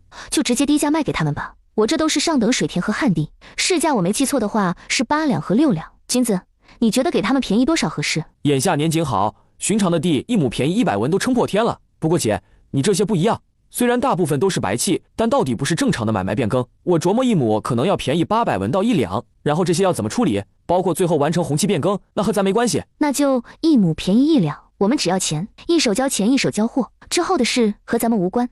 另外我想最好他们多赚几手，找个与刘东升相熟的人，以意外看到买回为由，再以每亩低于市面100文的价格卖回给他们。如果你这边的人能做到，我愿意在1两的基础上再便宜50文，不过尾巴得给我扫干净，不能查到咱头上。行，只是姐，你为何要让他们买回去？难道就为了省去衙门变更的麻烦？其实现在年景好，这地很好脱手，尤其是那地还靠近县城。算了，你做事应该有自己的章法，这事我会和他们说清楚。姐，你先回去休息，回头我让谢哥把银子给你送过来。你别让他过来，过几天我身子好点后自己去县城，我要买米面，还有打2个摆摊用的铁锅什么的，到时直接去找他要，我怕他带着钱过来，办到就丢了。不是李元敏感，而是谢嫣之这人也太倒霉了点。今天不过是来他们家吃饭，光是好端端的走路他都给绊了2次，要不是今天家里人多都被人及时给拉住，他现在指不定还怎么样。这左胳膊都没好呢，要是右胳膊再给摔了，他怕是接下来有段时间生活都不能自理。也行，你去了刚好认认家门，回头摆摊你有什么事也好找过去让他帮忙。对了，我今天有和他说让他找人留意一下，谁家有多余的就桌椅卖。好，那我回屋了。君子你记得早点休息，厨房里还有奶他们晚上特意给你做的馒头和饼，到时候你带着路上吃，给你应急的钱你自己留着，不用再还回来。君子，咱们是一亩同胞的姐弟俩，在有能力的情况下我也想帮你，如果我只有刘家赔的20两你拒绝，那我什么都不说，但是你也知道，只要这地契一脱手，我至少能再拿到80两以上，有了这些加上之前的20两，你觉得我不够养2个丫头？还有蔡娘的手艺如何？你也知道，我们摆摊哪怕不赚钱，那也一定不会亏本的，怎么都能混口饭吃。李军心里还是有点难受，总觉得自己有些无能，需要姐姐帮衬。不过他也知道自己的情况不适合矫情，这几天他花了不少，哪怕谢嫣之又借给了他2两，也依旧是不够。毕竟除了给大哥的柴火钱外，还买了许多青瓦。除此之外，怕姐姐见粮食不多舍不得吃喝，然后米面豆子就各买了100来斤，加上今日席面上的肉还有油盐等物，他现在全身上下也就剩下600多文。这个钱里他还得置办1身御寒冬衣，外加2双鞋子。他们这种在外行走的人废鞋，在没人给做的情况下，自己又不会，就只能花钱买。加上天越来越冷了，他前几年买的冬衣也越穿越薄，只能再买一件新的。如果他还是自己一个人，倒也不用买，顶多咬咬牙忍一忍，这个冬天就过了。但是现在不行，他有姐有外甥女在，他在外就必须得先照顾好自己才行。万一因为舍不得花钱，最后得了风寒，反倒因小失大不说，还没得让他们担心。不过他也不能再这样下去了，得再想个赚钱的门路。走镖一趟1个月只能得2两银子，看着是多，然而扣除路上自己的花费吃住，剩余也就1两多一点。往常这个钱他都要拿出1两还谢嫣之，1年大概也就还12两。这不，5年过去了，他就还了60两，还欠20几两，算算也就2年多点就能还清。这要是在以往，他倒是没所谓，对他而言2年过得也很快。但是现在不同了，他不能将赚来的钱都用来还债，还得养姐姐和外甥女，哪怕他们不用他养，但是作为舅舅，这逢年过节啥的都得给他们买点东西，还有走镖回来也得带些礼物，比如红绳头花之类的，所以还不够，远远不够。他得另想法子赚钱，最好能在年前就把谢哥的债给还了，免得他姐知道后想掏钱帮他还，谢哥那边还得交代一声，万一他姐有问起来，让他只说不知道。李元一夜辗转反侧，这会儿就走。我得先去处理你昨晚说的事。姐，这会儿时辰还早，你回去睡觉吧，我走了。我送你。不用，这会儿冷得很。姐，你身子弱，回屋休息，别受冻。我去一趟老宅，和爷奶他们说一声。要不是这趟走镖是之前就定下的，李军还真不放心把他姐和2个外甥女留在家里。他姐身子还很弱，别看气色好了不少，但他始终记得前几天看见他的时候，那只剩下一口气的模样。他就这么一个亲姐姐，盼着他能好，不想他再出任何岔子。没事，我就送你去老宅，之后送到村口我就回来，左右也没几步路，我又穿得厚，不碍事。姐，真不用这样，我又不是小孩，还需要人送。你回去休息吧，再过1个月我就回来了。你和王姑娘摆摊，要是遇到什么事，记得找谢哥。家里边的事有爷奶他们在，没人敢欺了你们去。你把门带上，我走了。元娘姐，天都没亮，你怎么起了？元娘姐，厨房还没开火，君子哥估计还没吃饭，也没带水，要不咱把水给他送过去吧？这会儿他应该还没走远，咱快点，应该能赶得上。李渊听他说什么带水之类的，就知道他应该是添了灵泉水，这可是好东西，喝了不说是起死回生，至少强身健体是没问题的。尤其是君子这种出门在外走镖的人，喝这水比吃什么大补丹都来得强。行，那咱走吧。等两人到李家老宅的时候，姐，你怎么来了？还有王姑娘，你怎么也来了？是我想起你好像没带水，就让蔡娘装了些。这不，我身子弱，她怕我赶路急累坏身子，就陪我过来。君子，这里头的水你留着自己路上喝。大伯早上好，你这是送君子去村口？对你奶和伯娘都不放心，这几天好像冷得有些快。是啊，也不知道为什么，我总觉得好像天气有些异常。君子，我也觉得天气好像有些异常。往年这个时候就算再冷，也不会像现在这样。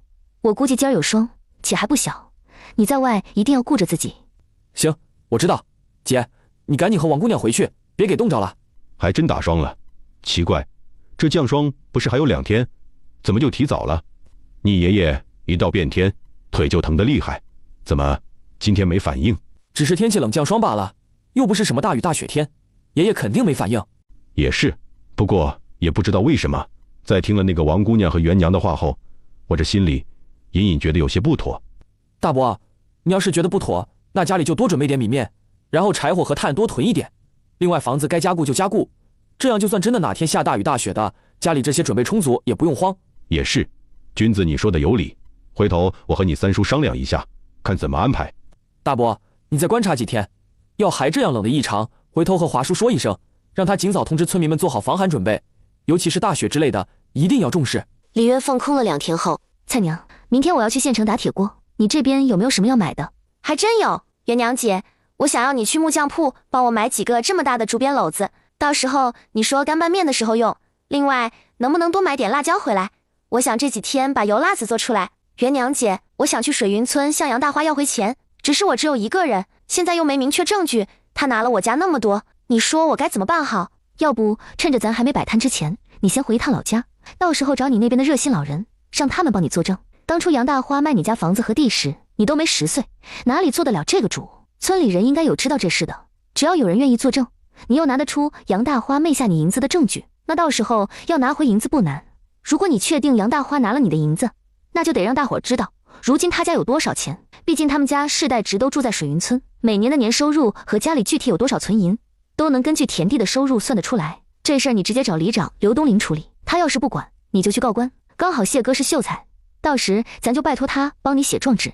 行，那我明天就回去看看。对了，元娘姐，你能先借我1两银子吗？等我拿回钱就还你。好，我一会儿拿给你。不过这银子不用你还，就当是预支给你的工钱。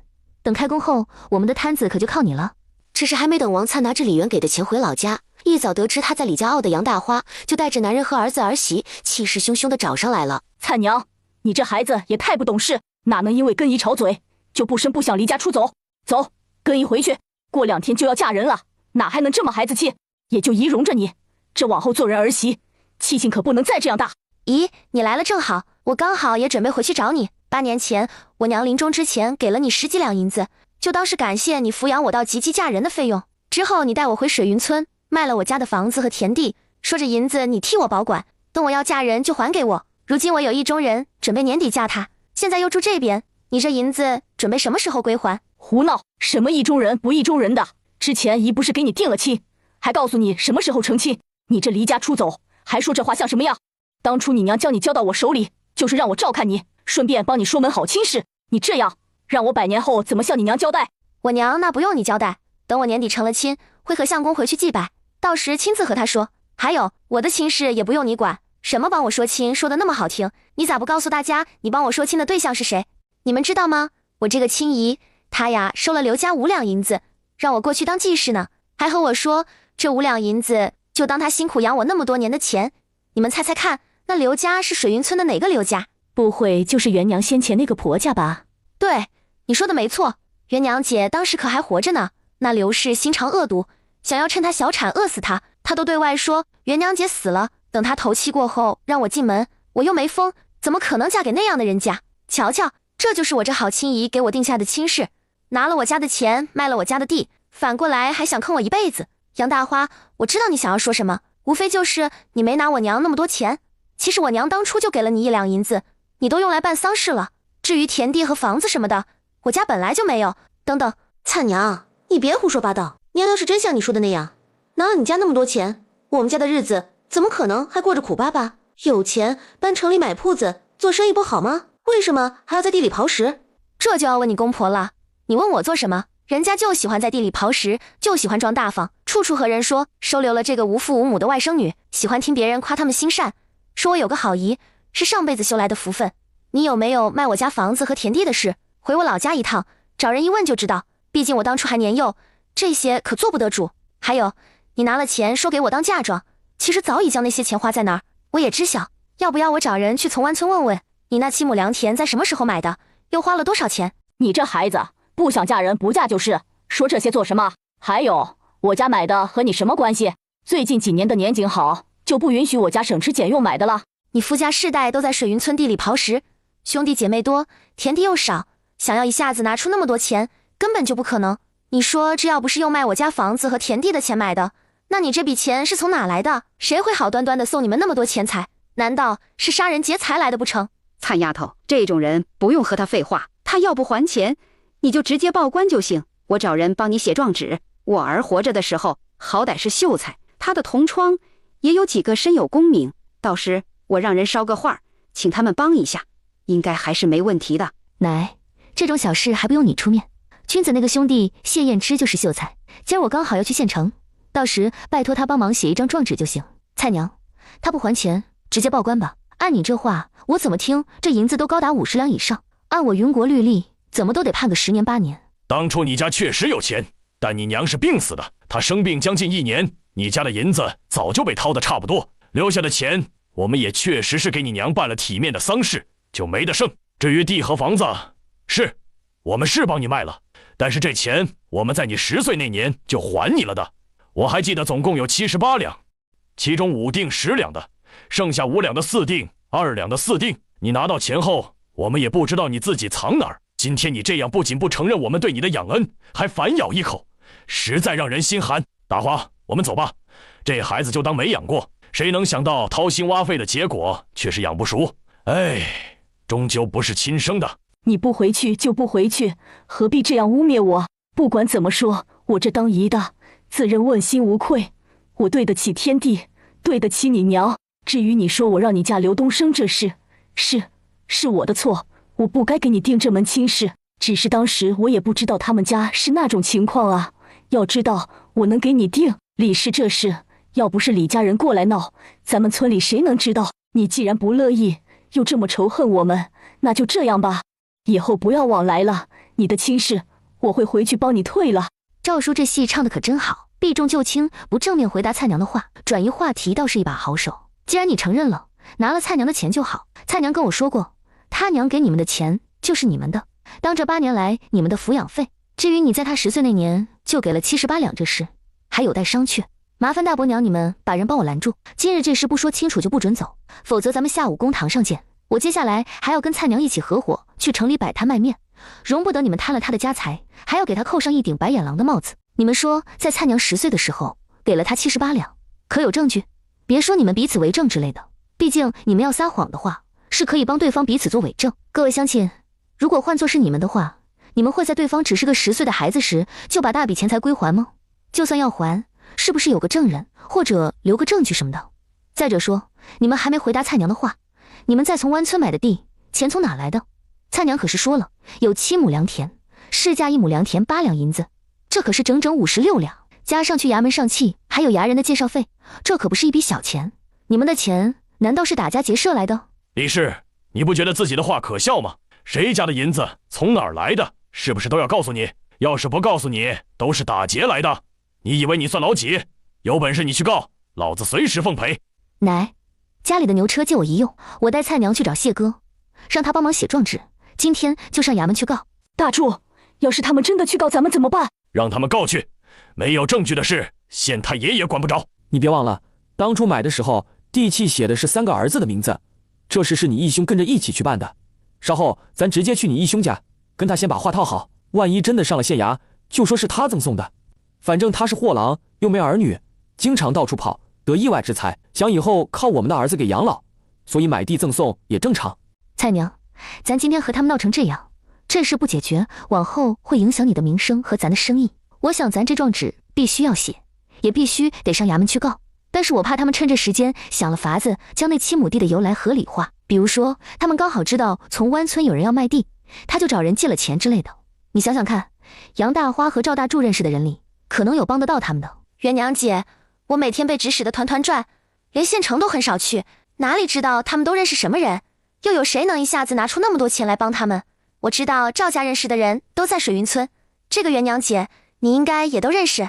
蔡娘，我听说杨大花好像有个义兄，你认识吗？他是什么人？做什么的？元娘姐，你说的这个人是王茂才舅舅，他是我外祖收养的义子，之前是货郎，好像住在城西那个大胡同里，只是我好多年都没见过他了。你说的，我觉得应该不大可能。既然你还有这个亲戚，那要不一会儿你去看看他，我稍后要去买米面和打铁锅之类的。等你看完了，我们就在城东榕树巷口见，刚好让谢哥帮忙写状纸，顺便让他带我们去衙门，把摊位的租金给付了。这，元娘姐，我也不知道我王茂才舅舅还在不在那儿住，就算还在那儿住，我也不确定他是否在家，毕竟他经常挑着货物去偏远的地方卖。不管怎么说，总该去看看，要是不在，那你就回来，若是在，你刚好也可以看看他。对了，他人如何？要是好的话，不妨把杨大花对你做的事与他说一说。就我8岁以前的记忆，他挺好的，只是人都会变，我也不知道他现在如何。原先我还以为你是孤女，没有亲戚，如今看来，不管咋说，他都是你舅，也算是杨大花的兄弟，有他帮你，咱要拿回东西的胜算会大很多。或许不会帮我也说不定，他要是真的好，当初我娘临终又怎么会把我托付给杨大花？平时看你挺精明的，怎么这会儿犯蠢？你也说了，那王茂才是你外祖捡回去的义子，也就说明没有血亲关系，对你娘而言，肯定是与自己的妹妹要比他亲近。何况说男女有别，知道不？你当时都8岁了，虽然他是你舅，但到底不大合适。也是，毕竟那会儿我王茂才舅舅还没成亲，如果他成亲的话，兴许我娘就会把我托付给他了。何况说那时候杨大花表现得可好了，谁能想到他的心那么黑？要不是有上辈子的经历，他这会儿还在水云村等着嫁给刘东升，终于赶在40末到了县城。蔡娘，你去看看你舅舅吧，记得买些糕点什么的带上。对了，身上银子够不？够了，元娘姐别担心，我晚些就去城东的榕树巷找你。二哥，我想去铁铺打2口锅，咱县城我不熟悉，你能带我去吗？李瑞一听这话，心酸得很。李渊是他们李家他这一辈中最大的女娃，也是他大妹。当初所嫁的人家离县城最近，进出城也方便，按理应该3不5时的来城里，对这边也特别熟悉才是。结果他说不熟悉，这意味着什么？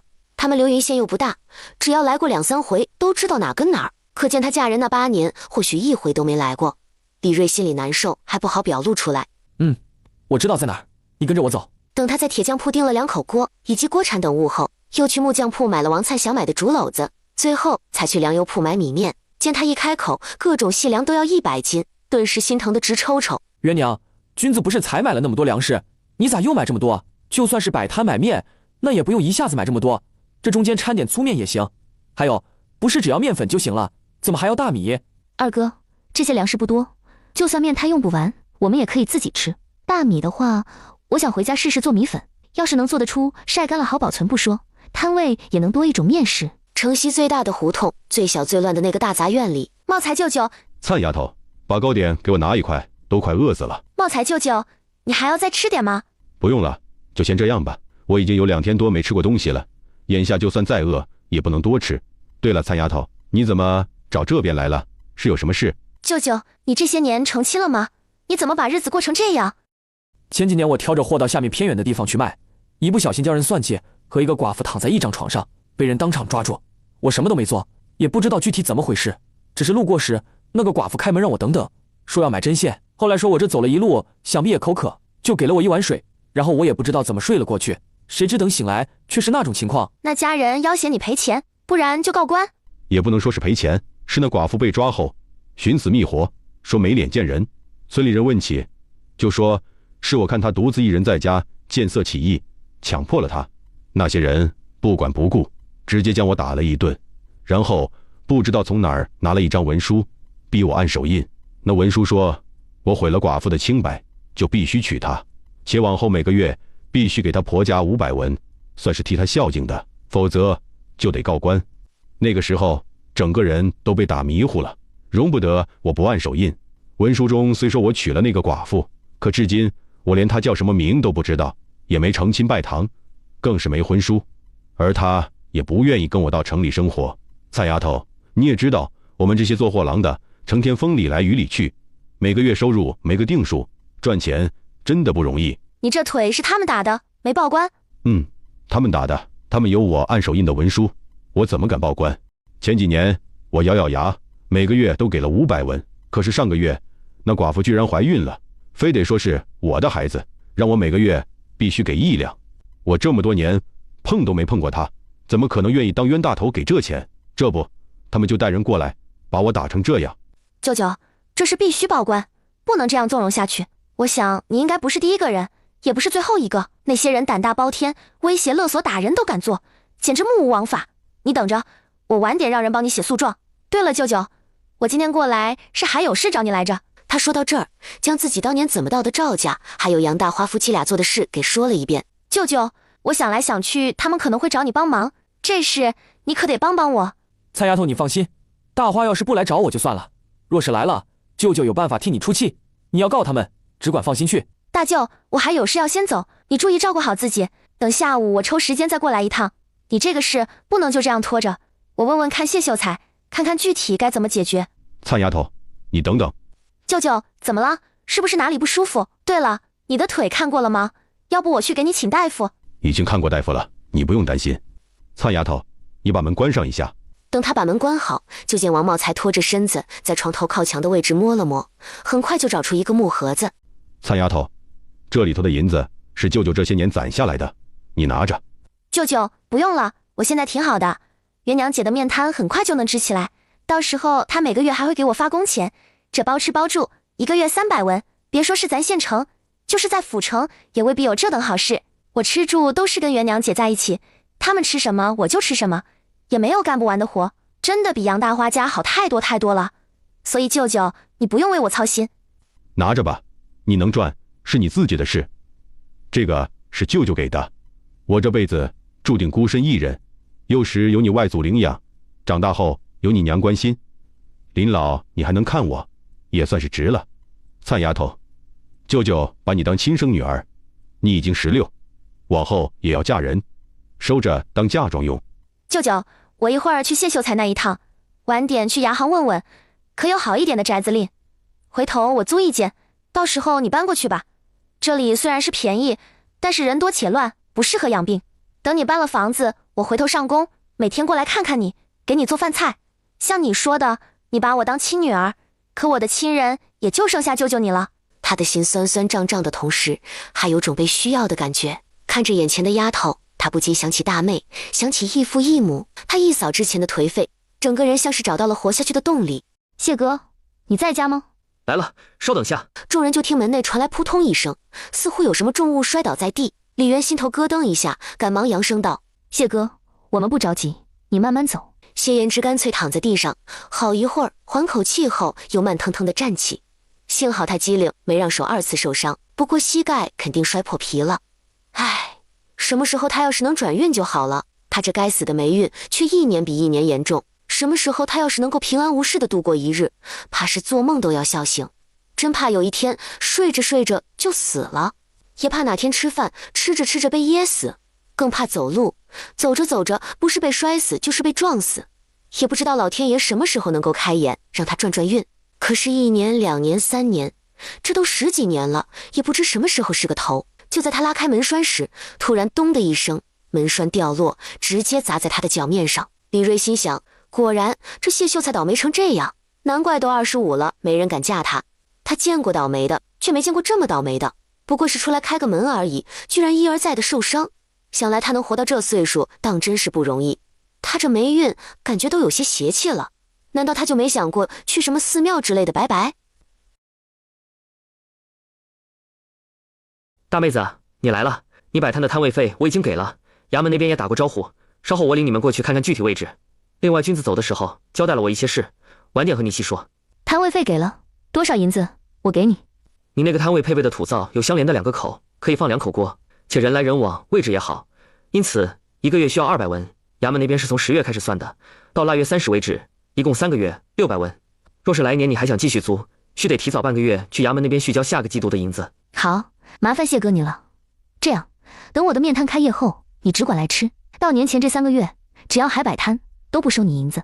谢哥，这里600文是还你的，剩下的400文，我想请你帮忙写诉状。你这是要告谁？刘家人？蔡娘，你来和谢哥说这事，我先去烧点热水。好，元娘姐，你去吧，我这边还要请谢秀才帮我茂才舅舅那边也写张诉状。谢哥，你家有柴火或者炭吗？这会儿时间不早了，我想先给你们烧点热水，之后在你这烧火做饭。晚点粮油铺的人会将我买的米面送到你这儿。对了，我这些东西都可以放你这吧？没事，我家大，就1个人住，你想放多少东西都行，我很好养活的，随便给点包子、馒头和饼就能解决，你随便做。谢燕之自打将自家厨房烧了之后，等修好就再也没用过。不过该有的东西都有，包括修好厨房那天，家里也准备了柴米面油盐，只是一直没用罢了。此时听到李元这话，他有些异动。说实话，他这成天在外吃都已经腻味了，要是家里能开火做饭，于他来说再好不过。二哥，我估计粮油铺的人也该送货到了，我先给大伙烧点热水再做饭，你帮我去菜市买点肉菜回来。行，王姑娘，我看这诉状也不急于一时，不妨等吃完饭后再写如何？话落，也不等王灿同意，就先起身往外走。他想帮忙，奈何正在水井旁的李元见到他就赶紧挥手驱赶。去，一边去，不要来这里，危险。谢燕之这是被嫌弃了，他只是想她是个弱女子，这里又是他家，帮忙提水是应该的。元娘姐，我来和你一起做饭，这诉状下午写也一样。你下午不是还有事？你和谢哥先忙，只是做点饭而已，我一个人能行。谢燕之也没责，他是想帮忙来着，但显然李元不需要。行吧，毕竟真让他帮忙的话，极有可能也是帮倒忙。要是以后每天都能在家里吃上元娘你做的饭就好了。原本也吃得很满足的李锐瞬间坐直了身子，目光警惕地盯着他。好家伙，元娘不过是为了节省在外花钱吃饭，之后在他家里做了一顿，他就想每天都能吃到。他什么意思？想让元娘嫁给他，好以后给他做饭。之前还一口一个大妹子呢，一顿饭就改口叫元娘，是谁允许他这么叫的？是，虽然他人不错，家境也殷实，但是那么倒霉，万一元娘嫁给他，他又走背运死了，让元娘咋整？寡妇是那么好当的？不行，无论如何都不能让他有想娶元娘的想法。谢秀才要是想每天能吃到元娘做的饭，那简单，等元娘的面摊一开业，往后你每天过去照顾下生意，吃上一碗面不就好了？我本来就有这想法，我这成天吃外头，在哪吃不是吃？与其银子给别人赚，倒不如多照顾一下元娘的生意。大妹子，我还是跟大家一样叫你元娘吧。你那摊位就只卖面食吗？要不也蒸点米饭，回头也炒点菜之类的。到时我1日3餐都在你那解决如何？至于银子，我一天给你50文的伙食费，你看着安排。当然，如果我有想吃的，尤其是肉，那额外加钱。行，一天收你50文，管你3顿饭，不管你来不来吃，银子都不退。哪怕我下午收摊早，你的晚饭肯定也会提前给准备出来的。元娘姐，万一碰上雨雪天气不能过来呢？那就不说不来的那一天的。谢延之很是爽快，准备把李元之前给他的1两银子拿出来，先定个20天。然而他任凭他的手怎么在袖兜中摸，都没摸到银子在哪儿，这才想起自己身上搁不得银子。蔡娘，你洗碗吧，我帮谢哥找找银子掉哪儿去了。找到了，元娘姐，银子找到了。他自从走霉运后，身上是放不得银子的，通常都会掉，且掉了后是找不回来那种，哪怕是在他自己家。可是今天他的银子居然找回来了。对了，刚才吃饭的时候他吃得急，好像也没噎过，喝米汤时也没呛过。他有多久没吃过一次顺畅的饭了？刚才要不是看见被捡回来的银子，他都没往这方面想。不过或许是他想多了，他其实今天依旧很倒霉的，摔了2次，莫之还废了他一张故事脉络的纸，还有银子也是丢了的。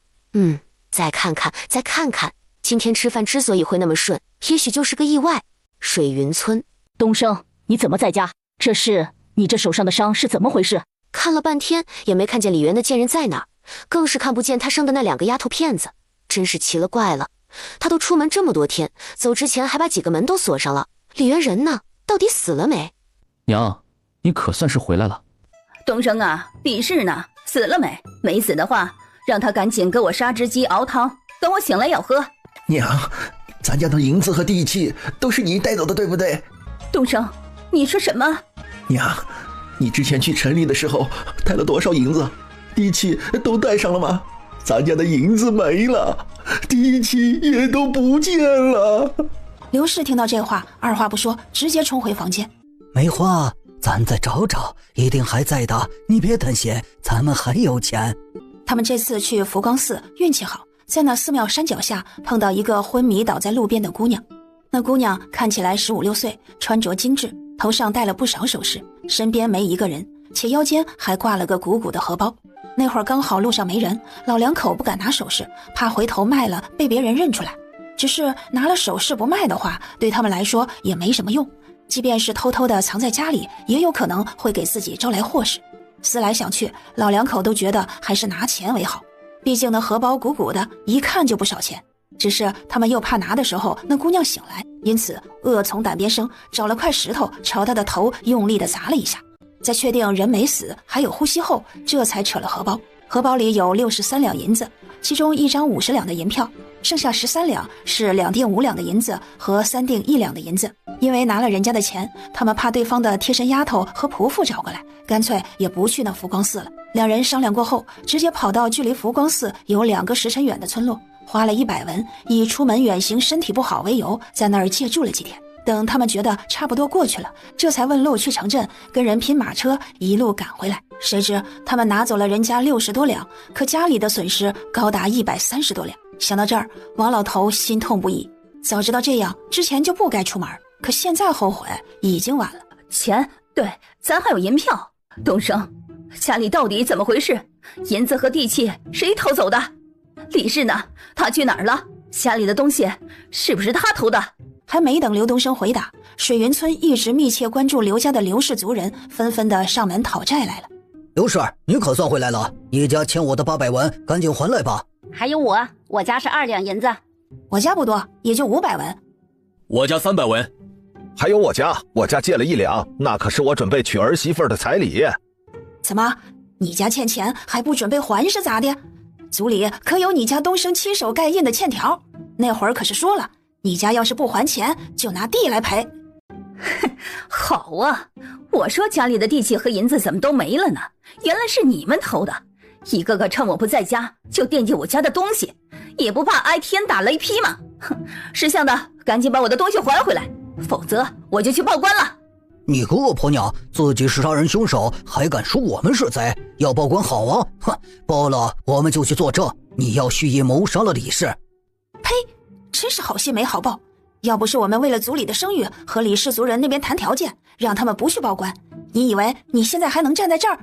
要报官可以，先把我们的银子还了再去报，到时候你被关几年或者秋后问斩，我们也管不着。对，不过报官之前，先把他们一家子的名字从族谱划去。呸！族里有这种人，真是晦气。梅花，怎么回事？家里的地窖空了，里面的粮食、米酒和咸菜什么的全都不见了。疲惫至极又气得半死的刘氏听到这话，一口气上不来，双眼一翻，直接昏死了过去。东升他爹，我们家好心好意借钱给你们家东升，这银子不管怎么说，你们都得还我们吧？就是，当初可是说了，没钱就用地跟房子还，要不你们把这房子给我，多出来的钱我家算给你。用东升的工作还也行，等东林家小儿子做完到年底，来年工作顶给我们家，那借给你们的钱就不用还了。银子我们家肯定不会赖，你们先来2个人，帮我把东升他娘抬回屋子里，过1刻钟，我让东升给你们钱。爹，咱家还有钱？有，我和你娘出门的时候是带了钱的，加上家里又刚好卖了2头猪，银子完全够。何况家里地契是没了，但是房契还在。这房子当时是刘氏为了讨好他，特意写的他的名，也是由他亲自收着。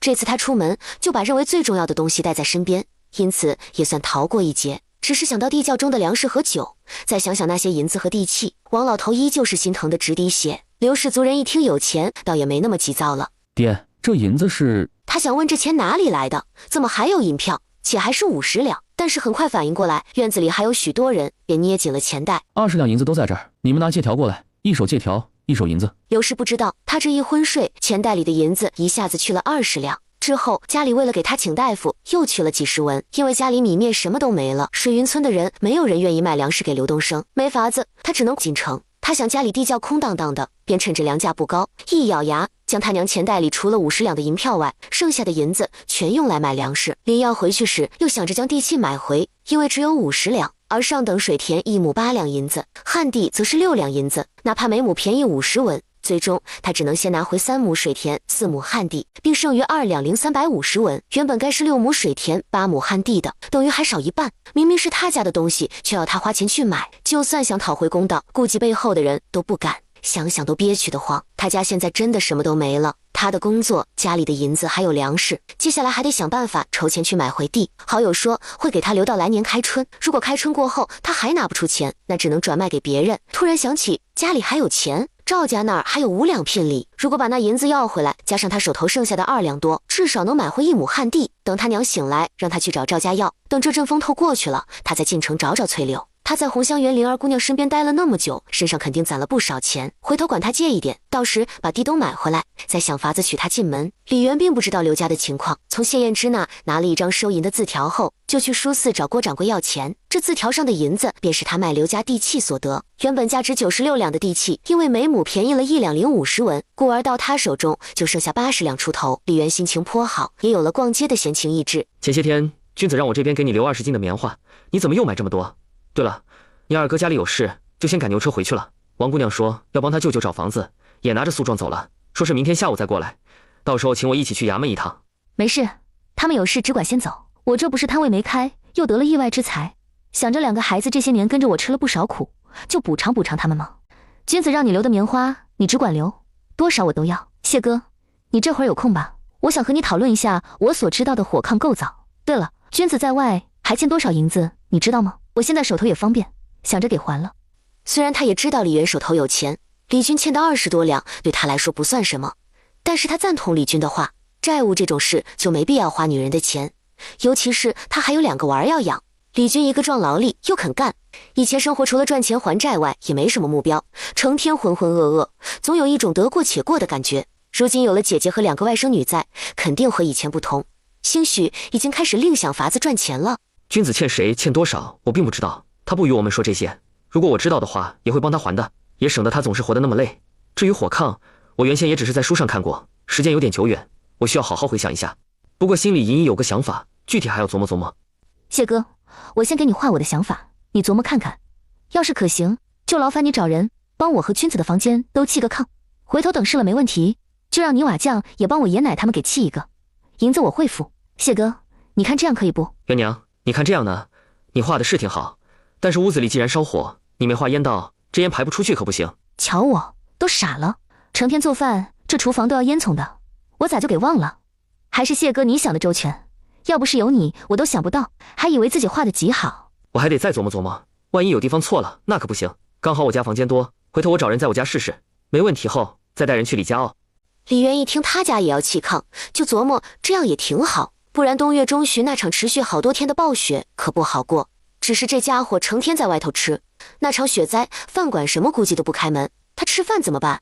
到时君子应该也回来了，要不让他来家里住？李渊这么想，却什么都没表露。谢哥，时间不早，家里孩子还等着，我先回去了。这2天我不过来，菜娘的事还要拜托你。你带这么多东西不好走，我去替你叫辆牛车，你且在这等一下。这一包是炒栗子，另外这包是闻香阁的云片糕，味道都不错，你带回去给2个娃吃。走，牛车就在巷子口，我送你过去。谢延之回到家里，望着空荡荡的家，猛然又想起今天中午吃过饭后到现在，好像都没发生过什么倒霉的事，他的霉运好像不见了。最后为了验证自己是否会丢钱会摔倒，他还特意往外走。等到书肆故意和郭掌柜要了1两银子之后，将银子放到袖兜中，去往常吃饭的小饭馆。等他到了那儿，这一路没摔倒，也没踢到石子，更是没被人撞过，且银子还在。不过还得继续验证，哪怕不是吃饭点，他还是点了2样往日吃的饭菜和汤。等到他大口大口吃完这些，桌上的碗是好的，没裂；凳子也是好的，没断，且也没被噎着呛着。所以他这是好了，已经开始转运了吗？这一路不管他是走还是跑，又来回几遍都很顺畅，没人能够理解他的心情。他想看看明天是不是还这样，或者接下来都这样。若真的转运了，那就意味着来年他就能参加秋闱。怎么买这么多东西？有钱也不是这样花。元娘，你得为自己和孩子多想想，手头不能太松。奶，我都知道，只是这天越来越冷，我就想着给自己和孩子多做2身衣服。我这有一匹藏青色的布，男女都可以穿。回头我给你和爷做身袄子，除了做衣服的这些，剩下也就是一些糕点和水果什么的。这里有我自己买的，也有谢秀才送的。奶，一会儿你带些回去舔嘴。对了，我这肉骨头买的多，晚点我添些萝卜熬汤，你带回去给大伙尝尝。要不，奶，你今晚搁我这吃，我回来的时候还买了只鸡，晚上咱烧了。王老太听他买东西不忘自己和老头子吃好的，也不忘老宅的人，心里暖暖的。这孩子终于知道什么叫孝顺，也知道什么叫人情往来，是真的懂事了。别以为手里有2个钱就瞎折腾，我和你爷都有衣服穿，哪里用得着你置办？这又是鸡又是肉的日子，不能这么过。元娘，往后可不能再像今天这样了，手头银子得算着来。这俩姐妹都还小，往后用银子的地方多，你切记再大手大脚花钱。你说摆摊能赚钱，奶懂你的意思，可这不是还没摆摊也没赚到钱吗？等你真的赚了钱，你要给奶和你爷置办新衣裳，奶自然是高兴。可现在这样，就算你做好，我们穿了也不安心。那要不我做好后先搁屋里，等回头赚了银子再拿出给你和爷送过去。行，你现在主意大，奶说不过你。采薇，你帮娘把地上的糕点拿到厅堂去，之后各分出一半，稍后给你太婆带回去。你和妹妹每人先拿1块桂花糕吃，晚点要吃饭，得留肚子。对了，里面的炒栗子和云片糕是你们谢伯伯给买的，回头你们要是见了他，记得谢谢人家。好，奶，今天2哥帮了我不少忙，我这次买的糕点也多，加上谢哥送的，一共有4样。你和爷还有大伯、三叔以及2哥都来1份也行。不过我和你爷年纪大了，吃不了多少东西，你给几块，我们尝尝味道就好。娘，采薇，你包好这些后，跟妹妹给老宅那边送去。这龙须酥给你3奶奶，云片糕给太公，桂花糕给大奶奶，剩下的这个炒栗子你给2舅，和2舅说是娘谢谢他今天帮的忙。要是2舅不在，你就给大奶奶，也记得和他说这话。还有，回来的时候请太公过来吃饭，说娘已经把饭做上了，太婆也在咱家吃。好。元娘这孩子真不会过日子，手头有2个钱就乱花。瞧瞧，这些都是什么？别人过年都未必有他吃的好。可不是这样，这孩子手头松得很，我都不知道那点银子够他造多久。唉，但愿他那个面摊能做得起来，不然我真得愁死。对了，老头子，你还不知道，这丫头买了好些布和棉花，说要给我们俩一人置办1身袄子。这会儿被我赶出厨房，他怕是已经在那裁布了。这孩子以前没主意，立不起来我们愁，现在太有主意了，我们也愁。元娘姐，你回来了吗？老头子，你看这个灿丫头如何？我想她也到了适婚的年龄，这无父无母，又做事麻利，挺适合君子的。行，只要她能容得下元娘和孩子，又能好好过日子，那让君子娶她。大不了成亲的时候，咱拿棺材本出来，给他们置办地体面一些。对了，老婆子，要不你去喊她进来，剩下的菜让她经手，咱看看做得怎样。成。这边李家气氛和乐融融，水云村中的赵家却是一片低气压。杨大花，你收了我家5两聘礼，说好王灿过几天过门的，现在人呢？你告诉我人呢？既然人不见了，你把银子还有我给你们家送的糕点和布全都还来。杨大花现在还愁王灿说要他还钱，否则就告他的事。之前想好的对策已经没用，没了王茂才出来说田地是他所赠，哪怕地契写的不是他们老2口的名字也无用。买地的钱没法解释，到时候县令肯定会判他还钱的。对他来说，还钱肯定是没有，但是要让他卖地或者用地还，他也不乐意。到底要怎样才能让王灿不追究这事？这会儿面对刘氏上门，哪还有心情搭理他？杨大花，你耳朵聋了？老娘说，你把5两聘礼和糕点还有布还来。我什么时候收过你家银子了？可有收条和见证人？你个歹毒的恶婆娘！要不是你做出蓄意谋杀儿媳妇的事，灿娘能吓得连夜逃走。我去你娘的！老娘的银子你也敢昧下？我看你赵家是不想在水云村里待下去了。识相的，赶紧把银子给我还回来，否则我见一次打一次，还要让你们赵家滚出水云村。呵，真是好大的本事，还把我们家赶出去！你以为你是谁？信不信刘氏一族的人最想赶的人是你？是你让刘氏族人和咱水云村的人丢尽了脸，要不是他们护着，你以为自己还能站在这？滚，给我滚！老娘没收你的银子，想倒打一耙污蔑我，你做梦！姓赵的，我再给你一次机会，银子你们还是不还？没拿过你的钱，又上哪里还？刘氏看他到现在还嘴硬，心里是彻底的记恨上这件事，哪怕想将杨大花千刀万剐，也知道现下不是动手的好时机。等他回到家，把最近发生的事都给我说说。家里的银子还有米面是什么时候没的？你又是什么时候回家来的？还有乡亲们要钱又是怎么回事？地契和银子被偷，你可有怀疑的人选？是不是李氏做的？刘东升也知道事关重大，将自己所知道的事一五一十说了一遍。你是死人吗？李氏那贱人凭什么和离？她嫁进咱们家的时候什么嫁妆都没有，我们反倒花了那么多的聘礼，凭什么她走的时候要带走2个孩子和那么多银子？翌日，老头子起来，今天跟我去一趟李家坳，咱家现在没什么银子，不管怎么样也得把钱和孩子要回来。他李院还是敢不给，我就吊死在他家门口。元娘姐，我今天还得进城一趟，中午不回来了。早饭已经做好，给你下了碗面条，2个孩子则是蒸了包子，你赶紧吃，省得面条坨了。行，你自己注意些，这2天咱们把琐事处理好，后天直接开业。奶说那天是个好日子。王灿很喜欢李元这种将他当做自家人的态度，不会让他有种寄人篱下的感觉，心头越发的笃定。等李军回来后，问问他对自己是什么看法。他想彻底融入这个家庭，想以新的身份陪伴在李元和2个孩子身边。昨天他回来后，刚做好饭，二丫不是青纱那小丫头，悄悄地将自己剩下的半块糕点塞给他吃。之后没多久，采薇也拿着半块给他。后来等孩子们睡着之后，他才从李元那儿知道，原来这2个丫头其实一人也只有1块。就这样，他们俩还各留了1半给他，这叫他怎么舍得不疼他们？上辈子没那个母女情分，他想今生再续，哪怕是以舅娘的身份也好。大姑，刘家恶婆娘来了，太婆和我奶还有三奶都拿着扫把在打她。我娘说这是长辈之间的较量，让你和采薇他们不要出门。淼淼，采薇和莎莎都还没吃饭，锅里热着包子，你也跟他们一起吃点，顺便看着他们。姑去就来。刘氏还欠原主1条命，在他穿来后还差点被饿死，这笔账他怎么都得亲自算。刘氏做梦都没想到，自己来李家坳找李元要钱和要孩子的结果会是这样。他都没看见人，就先被3个疯女人拿着扫把劈头盖脸的打。老头子，你眼瞎了吗？没看见我被打？赶紧过来，把人给我拉开！都给我让开！王老头这看到自家婆娘被李元踹倒，就冲了上去。怎么，你想动手？你个毒妇，老娘早就受够你了。之前不得空，还没来得及找你算账，你倒好，上门来讨打。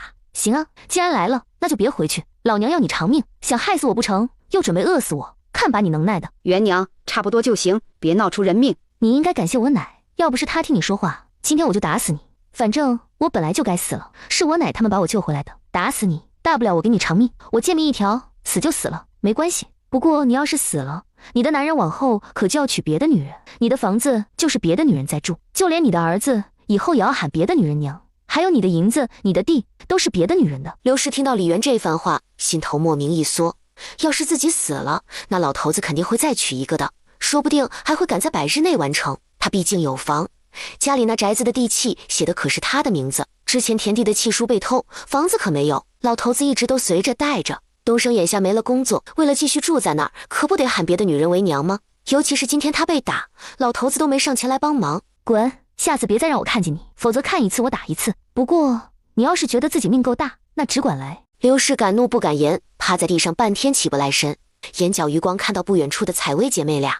今天早上临要出门时，东升和她说，大丫长得好，如果能带回来的话，到时卖到红香园肯定值不少钱。他家现在就2两多银子，别说继续将剩下的田地买回来，就是到明年夏收这段时间的口粮都是个问题。时下年景好，卖儿卖女的少，因此价格要较往年的高一些，都给他等着。李氏这贱人，今天这仇要是不报，他誓不为人。还有大丫这个不孝子孙，且现在让他这养些时日，等模样长开一些后，就将他卖掉，或许到那时价格还会更高一些。大伯娘、三婶，中午家里就别做饭了，都搁我家吃吧。昨天还买了些下水，菜娘已经收拾好了。中午咱就做爆炒腰花、猪肚炖鸡、干煸肥肠、猪肺炒白菜、糯米大肠。你这丫头，就说你不会当家，眼下这天又不热，这些东西洗干净后多搁几天都不会坏。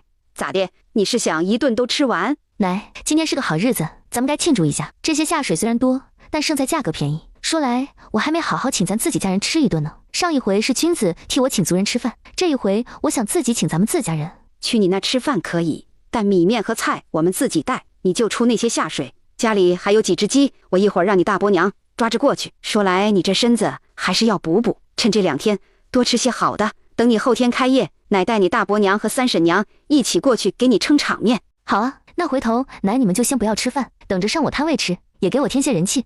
那必须的，开业就是要吃的人多，才显得东西好吃也热闹。娘，开业的事晚点再说，我现在和弟妹先回去，把米和菜还有鸡什么的都先弄到袁娘那儿。这一上午耽搁了会儿功夫，也不早了。行，中午你和老三家的看着做。袁娘，你身子弱，就搁屋子里休息，等吃饭奶喊你。苗苗娘，铎子既然接了君子的银子，这柴火也紧着点儿。袁娘要开业用柴费，这几天你们有空闲都上山多砍点。柳梅作为大房的长媳，做事也麻利。本来早上她也是要上山去帮忙砍柴的，就是因为刘氏过来闹事给耽搁了，觉得要不是这个恶婆娘过来找打，这会儿她都已经砍上1担柴回来了。梅花，你还能走得动吗？走不动了。哎，你伤得这样重，不看大夫是不行的。只是咱家现在没钱，这可怎么办是好？这些年他自认对王永生够好的，哪家的赘婿日子有他过得好？以前他还不觉得有什么，但经过这几天的事后，他才觉得兴许这个枕边人早就对他有诸多的不满，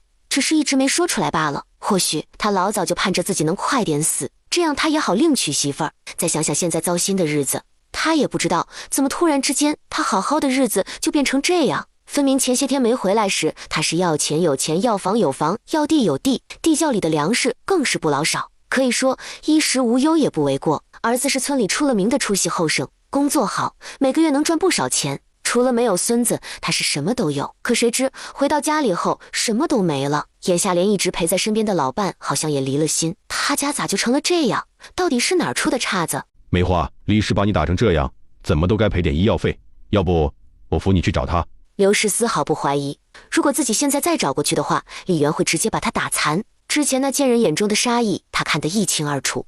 要不是李家那个老太婆出面，搞不好他现在就死了。所以去要医药费，还是算了吧。不过家里确实也没什么钱，如果老头子自己能去要点过来的话，那也行。他爹，我难受，走不动。没事，我扶你过去。不，你去。行，那你找个地方坐，我去就来。刘氏心情很复杂，一面庆幸他去要钱，一面又见他就这样不管自己，心头又拔凉拔凉的。怎么没打你皮痒？想找打？没有，大伯只是想问问，你们村有没有牛车进城？这不是东升他娘走不动道，我这年纪又大了，也弄不回去，所以就想着先跟着一块儿进城。当然，银子我也不会少。往常你们进城坐牛车，一个人该多少钱，我就给多少。谁是你大伯？别乱叫！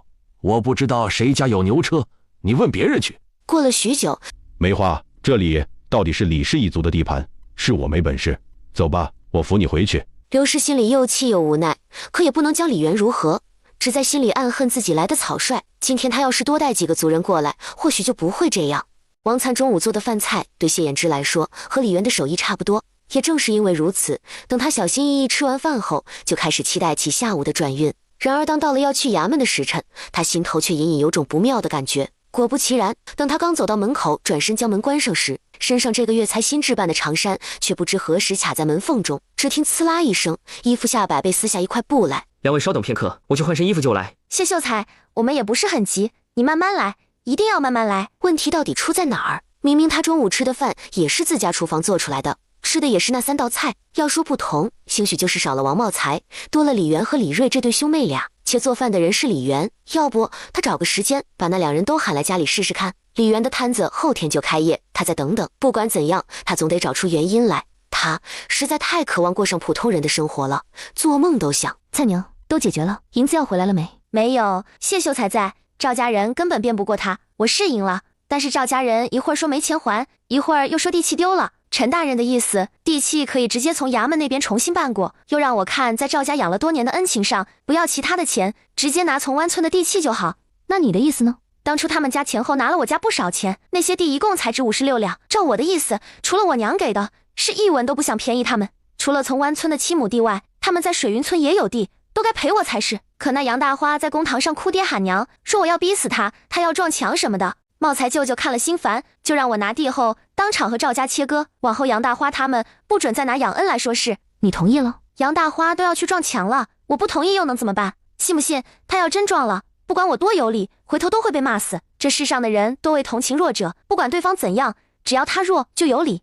算了，这口气我咽下。不过地我也不会要，我拜托陈大人这边帮我卖掉，我只要银子。现在要那地有什么用？来年开春后，地里又收不上来什么粮食，等灾荒一来，倒是更是一文都不值。与其要地，倒不如拿钱实在。菜娘，咱们说说后天开业的事。我这么想的，既然想做面摊，那早上就直接卖拌面和清汤面，中午和晚上水煮面跟炒面。当然，如果有人想中午晚上也吃什么拌面、清汤面或者油泼面、臊子面什么的，也可以。只是我想加点汤一起卖，就好比萝卜排骨汤或者海带排骨汤、黄豆排骨汤等等，你看成不？可以是可以，只是元娘姐，按你说的这些，咱们做多少合适？是每一种汤都做一些，还是每天只做一种汤？咱要确定每天都要肉，是不是还得去肉摊那边和屠户订？又订多少合适？每天只做一种，明天去县城看看，买个大小适中的坛子。至于要多少肉骨头，等明天咱再合计合计。不过还得找人帮忙，在灶台旁边再搭个小炉子，就烧炭用。咱把装汤的坛子就放上头温热，这往后天越来越冷，大伙儿一早来吃面，喝一口热汤也舒坦。菜娘，咱还得去看看谁家有做的不错的咸菜，这个洗净切碎后直接开水冲了当汤喝，这个倒是不要钱。元娘姐，那咱们的碗筷我都订好了，碗盘买的多，我让人明天直接送到谢哥家。至于筷子，我奶昨天找村里的木匠替我订了66双，人家说明天会送过来。对了，菜娘，咱们晚上收拾收拾，明天一早先把要用的东西送到谢哥那儿，比如咱院子这边的柴火要先弄些过去，该准备的咱们先准备起来，后天一早就开业。这汤当天做肯定要来不及，得提前先炖上。元娘姐，你看这样成不？这汤明天我来做，就搁我舅那做。一事不烦二主，我想直接在谢哥那儿做，做好后搁他那儿比较方便，大不了将银子退给他，等于他的3餐我都包了。再者说，我还想等明天验看旧桌以后，再让他领我去拜访一下那些人。什么人？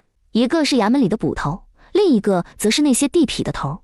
咱流云县繁华，街道的治安管辖不外乎是这2种人，衙门收摊位费，那些人收保护费。不管怎样，咱们先把这关系打点好，肯定没错，免得到时候生意好，有人眼红惹事，有他们罩着，谁敢不长眼？元娘姐，是我考虑的浅了，这样我听你安排，你让我做什么就做什么。行，既然听我的安排，那你先回屋休息，今天奔波一天也够你累的。我去把中午剩下的饭菜热一热，再炒个2孩子爱吃的木耳鸡蛋，等做好就喊你。灿姨，你回来了。回来了。灿姨已经打败了坏人。灿姨，你来看。王灿这几天都会用稀释过后的灵泉水浇菜地，只是他也忙，没什么时间去观察。种子已经发芽破土而出，那是不是说他的那些水有促进蔬菜粮食生长的作用？如果来年开春后，他在李家人不是将每天的灵泉水都滴入到李家坳村民灌溉的池塘中的话，是不是意味着这里的粮食可以赶在水源彻底断流之前就收割？倒是不管收的多与少，总比颗粒无收来的强。王灿的内心有些火热，他不可能等开春后平白无故的阻止大伙种植，也不可能空口白牙和大家说到时会有旱灾、水灾和瘟疫。他能做的就是在旱灾来后尽量劝说大家往外逃，只是这种事凭借他一个人肯定是起不到什么效果。最好就是李元能相信他，然后李军和李家老宅的人都能信他。李元这会儿还不知道王灿的计划，用异世境空间拿鸡蛋，却突然发觉不对，好家伙，居然升级了。不过这一次能莫名其妙升级，是不是也意味着接下来还有可能继续升级？翌日，秀才公，我家元娘要在城里摆摊，往后还得多麻烦你。来，吃包子，这是灿丫头出门前做的，味道不错。老太太莫要客气，我与君子亲如兄弟，她的姐妹亦是我的姐妹，都是自家人，不必那么外道。谢哥，你让让，免得一会儿你又磕了碰了。你吃饭了吗？这会儿有空不？卖旧桌椅的人什么时候过来送货？对了，我的碗盘送过来了吗？已经吃过了，送旧桌椅的人得到申时出，碗盘也到了，搁在堂屋里，你去看看。对了，你们的柴火不要搁院子里，万一下雨会被淋湿。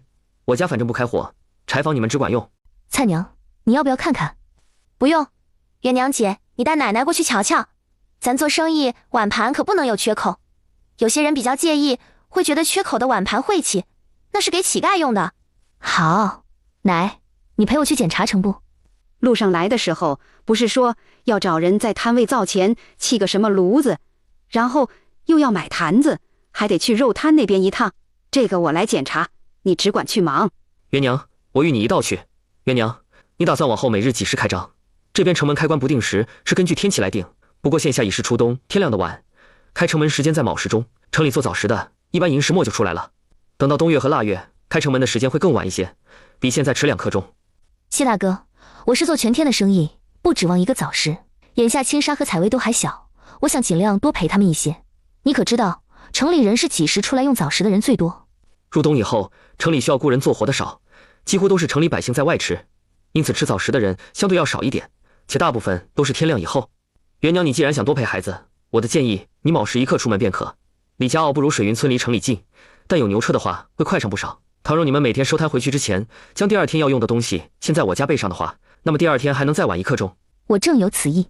谢哥，我和菜娘商量过，准备在摊位上搭配着拌面、炒面、卖肉骨头汤之类的。这个当天早上炖肯定来不及，我琢磨着每天回去之前先在你那炖上，到时让菜娘的舅舅帮忙看火，等差不多将火灭了就行。银子我也会适当的给些。至于谢哥你，答应我，千万不要进厨房。是元娘你亲自炖吗？说来除了那天元娘你做的几道菜外，我还不曾吃过你做的汤。当然那天的米汤不算，之前君子说元娘你做姑娘时手艺不行，我倒是觉得与王姑娘比也差不离。炖汤简单，我和菜娘谁有空谁做都行。元娘，那你明天开业，今晚是不是也得将汤炖上？要不今晚你亲自做，为了庆祝你明天红红火火开业，今儿你买肉的银子我掏了。谢哥，你是不是有什么目的？我能有什么目的？不过是常年孤家寡人，加上不缺银子，就好一口吃的罢了。那行，稍后你多买点肉，我亲自掌勺，到时候保管你吃到撑。不过我手艺也就那样，你可不准嫌难吃。不会，你做的我肯定爱吃。水云村，东升，你进来一下。娘，你怎么起来了？刘氏看他没起身的意思，心里越发不得劲。他发现，自从他去福光寺后，就越来越倒霉。先是家里的银子地契不翼而飞，紧接着男人和自己离心，现在就连儿子似乎对他也没想象中的孝顺。所以他这到底是招了哪路的煞神？难道是他说要去寺庙摆求福，结果没去的原因？又或者是他拿了不该拿的钱，又不管那姑娘的死活？还是说那姑娘因为他们敲的那么一下，最后死了，他身上搭了一条人命？越想刘氏心里越害怕，他既怕是老天爷觉得他不诚心再惩罚他，又怕当初那个富贵姑娘死了，回头被人查到他身上来。不过眼下最要紧的还是赶紧给他请个大夫，他怕自己再不找大夫就会死。银子什么的哪有命很重要？东升，我难受。娘，我知道你痛，不过也没啥，不就是巴掌打的吗？忍一忍，过几天就好了。不是巴掌，后面是鞋子打的。东升，我痛，请大夫，给我请大夫。爹娘晕倒了，只是家里银子不多，我想把娘抬到赵家去，让杨大花把银子还来。他要是不还，到时候娘若出了事，就要他们家偿命。是该让他们赔钱，现在不赔，往后想要再让他们拿，怕是难了。爹，这话怎么说？王老头就将自己所知道的关于赵家和王粲之间的恩恩怨怨说了一遍，就连县令最后是怎么判决的也都清楚。现在他们只是赔了地，银子还在手头，咱们得把那5两银子要回来。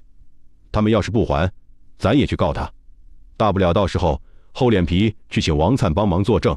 我估计以他对赵家的恨，肯定会愿意的。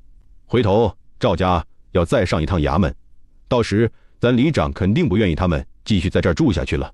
爹，等拿到5两银子，咱们再赎回1亩旱地吧。鹏哥那虽说会等咱到来年开春，但我怕若是有人开高价的话，他也会愿意的。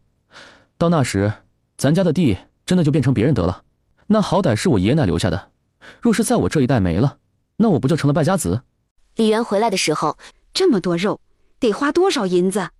奶，这些都是谢哥要买的。他说晚上咱在这做饭，给他家添点烟火气。只是吃个饭，哪用得着这么多肉？这得有1整头猪。老太太，这些肉确实是我买的，一会儿咱切1-2斤，肥瘦相间的做了吃。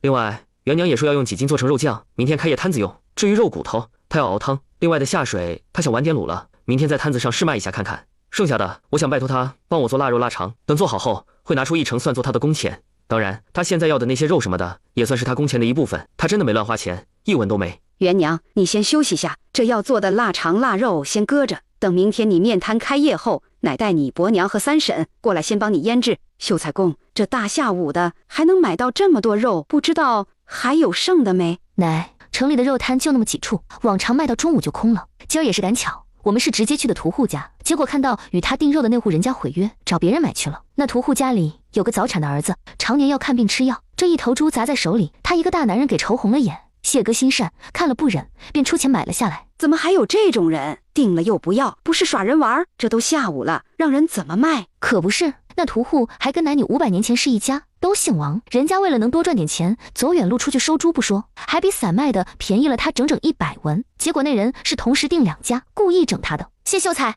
莫碰，你直接进屋就好，千万不要碰。虽然他知道自己倒霉，但帮忙拎2条肉，其实也还好吧。这天谢延之没能如愿。他酒量浅，不过喝了浅浅的2个碗底，就醉得不知今夕是何夕。铎子，秀才公手受伤，行动不便，现在又醉成这样，咱稍后回去，任他一人在家也不大好。这样，今晚你留在这儿，淼淼娘那儿我去说。还有，元娘一个锅里刚炖下的萝卜骨头汤，还有一个在锅卤肉，你看着点儿，等差不多就把火灭了。那奶你们怎么回去？这会儿天马上就要黑了。我会赶牛车，回去的事你不用操心，你只要晚上警醒点儿，别让米面和肉被偷就成。好，那奶你们注意一些。今年确实比往年冷，这才入冬，都快赶上往年冬月中了。我之前也察觉到了，就是那天送君子走的时候，还和大伯说了这事。奶，不知道为何，我总觉得天气异常，今年兴许比往年要冷许多。等回去，奶就让家里所有人，不管老幼，全都给我上山砍柴去，今年冬天怕是不好过。元娘姐，我想在城里租个院子，到时候咱把采薇和青纱接到城里吧。菜娘，不是我不想带孩子进城，也不是我不想多陪陪他们，而是刘东升那个畜生，他想把采薇卖到红香园。以前刘家殷实，他尚且有着念头，更何况是现在。听闻刘家前些时日被不知道什么人搬空了，粮食和地契还有银子都没了，我们带着孩子进城，等忙起来哪里顾得过来？她们2个姐妹在院子里，容易被盯上。元娘姐，那咱们不能在忙的时候让2个孩子去谢秀才家吗？之前你也说过，让孩子们几天在谢家，几天在老宅。咱每天起早贪黑，加上天越来越冷，我不想他们也跟着吃风受冻。菜娘，你先容我想想，就算要去谢哥那儿，也得问过人家有没有空闲什么才行。王灿也知道这个道理，但心中不免还是有些遗憾，只是心里对刘东升的恨意又浓了3分。那就不是个人，是人渣，是畜生。不说是畜生，那都是看不起畜生。畜生尚且知道疼爱幼崽，而他简直就是畜生不如。上辈子和爹娘一起害死发妻，卖掉大女儿，之后吃独食让孩子饿死，最后还和姘头一起毒死季氏。还有什么是他做不出来的？也就是他现在没什么能耐，不然肯定收拾他。元娘姐，大伯娘把被褥送来了，说是之前说答应送给你的。还有三婶呢，新袄子也做好了，让你今天穿了出门。三婶说咱摊子开业就该穿新衣裳，红红火火。来试试看合身不？大伯娘和三婶都回去了。刚才他们把东西送过来，说还得收拾下家里，一会儿和我们一起进城。对了，他们让咱早上别做饭，晚点上老宅吃去。行，那一会儿去的时候咱拎点米面过去，采薇和青纱这几天得搁那边吃。又看向王灿睡的木板床，上面只有薄薄的一条被子。菜娘，这床被褥你先用，我们这几天还是盖现在这个，回头和大伯娘说一声，晚几天洗了还她。不用，元娘姐，我不冷，我夜晚都穿的厚实，何况这被子还是你刚给我做的。再厚实也会冷，也就这么2-3天的事。谢哥家明天就让人盘炕，至于棉花，说是再过几天就会到。白天开业后，如果不忙，我抽空去布庄看看。菜娘听话，你先用。王灿低头没说话，心里暖暖的。他上辈子、这辈子所有的温暖，几乎都是李元母女仨给的。他真的很想和他们成为一家人，尤其是李军，他本身也是个不错的人。李元没管王灿怎么想，就出门去厨房烧热水。这一次，王灿没背着李元，而是直接当着他的面走到水缸前，将手指缝中的水往里滴。元娘姐，我先去挑水，一会儿还得浇菜地。虽然他鼓足勇气在李元面前这么做，也知道他不会害自己，但心底依旧有些不大踏实。他怕李元会问这是什么情况，等他解释过后，就觉得他脑子有问题，是个怪物，不然怎么会说什么上辈子来这辈子去的，也好端端的手指会流水，且还那么大一滴水。而李元也琢磨了起来，既然女主敢将最后的底牌暴露给自己，那么他好像也可以信任对方。他有空间，接下来发生的事光靠他一个人还是不行的。女主她很善良，那么有他帮忙，肯定要比他一个人来得好。之前之所以打算摆摊卖面，也是因为这样总是要买些米面，只要生意还可以，到时候他隔三差五买这些也不容易引人注意。等王灿回来，他就若无其事当着他的面突然凭空变出一个鸡蛋。王灿心里的震撼不亚于他当初知道自己重生，也不亚于知道自己的手突然可以往外冒水，且这水还是个好东西。王灿心里的震撼不亚于他当初知道自己重生，也不亚于知道自己的手突然可以往外冒水，且这水还是个好东西。元娘姐，蔡娘，我不知道你的手指为什么会冒水，但我相信你不会害我们。或许这水是个好东西。我呢，情况好像跟你一样，但也不太一样。我有个小房子，随身携带，别人看不见那种，可以存取东西。这个房子出现的很突然，是在我快被刘氏那个老钱婆害死那天出现的。元娘姐，真的吗？有小房子，看不见的，多大？可以放东西多少？我的房子有些奇怪，最初的时候很小，也就咱家院子大，但前几天不知道为什么突然又变大了一些，差不多就是君子房间加我的房间，还有加上堂屋这么大。元娘姐，还能变大吗？以后也会变大吗？你变大那天有没有什么特别之处？哎，我和你说这个做什么？来，元娘姐，我有些话想要告诉你，接下来我说的每一句话都是真的，我可以对你发誓。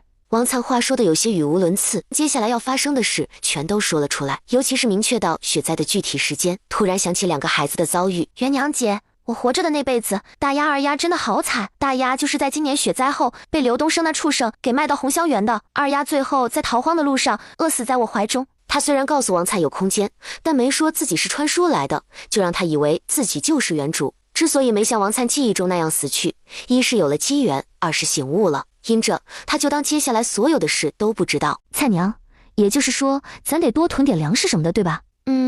必须得多囤，要不是现在去哪儿都要录音，我都想逃跑。之前会跟着元娘姐你到这，一来是我舍不得两个孩子，二来是手头没什么银子，且也不知道该何去何从。元娘姐，我也知道叫你们现在就离开这里不现实，毕竟李家在这，族里人也在这，就算我说了，但没有发生的事也没人会相信，甚至还有人会觉得我这是在散播谣言，兴许会被关进大牢。这种事不能说，至少目前不合适。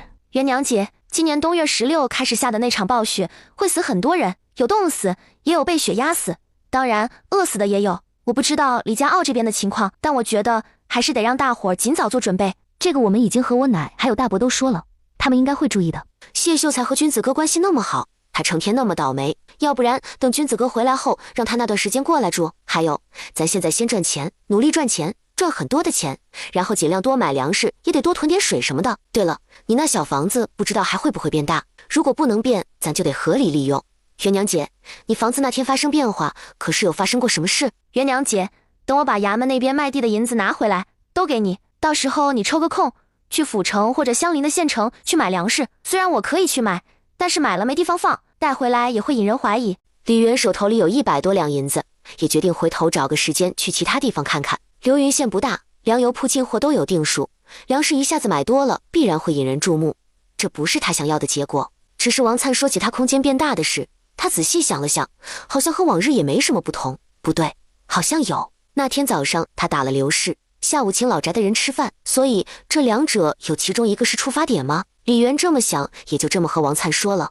元娘姐，我看老天爷对我们厚爱，是因为某些人作恶太多，照我说，肯定是你打了那个毒妇的缘故。要不咱回头找个时间，把刘东升那畜生也狠狠揍一顿，最好让他后半辈子都躺在床上，过着生不如死的生活。到时候说不准你那随身房子能变得像咱李家傲这么大。好，回头咱找个时间，带上麻袋，往他们头上一套，狠狠给他揍一顿解解气。随着天越来越亮，他们也到了县城。元娘，我不知道你早上要做多少面条，就先帮你揉了8斤面，也不知道会不会太多。还有柴火也替你搬了一些到摊位那儿，卤的肉和汤也重新给热上了。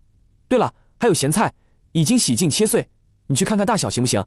多谢大哥，8斤面差不多，咸菜没所谓，若是切大了，回头再切一下就成。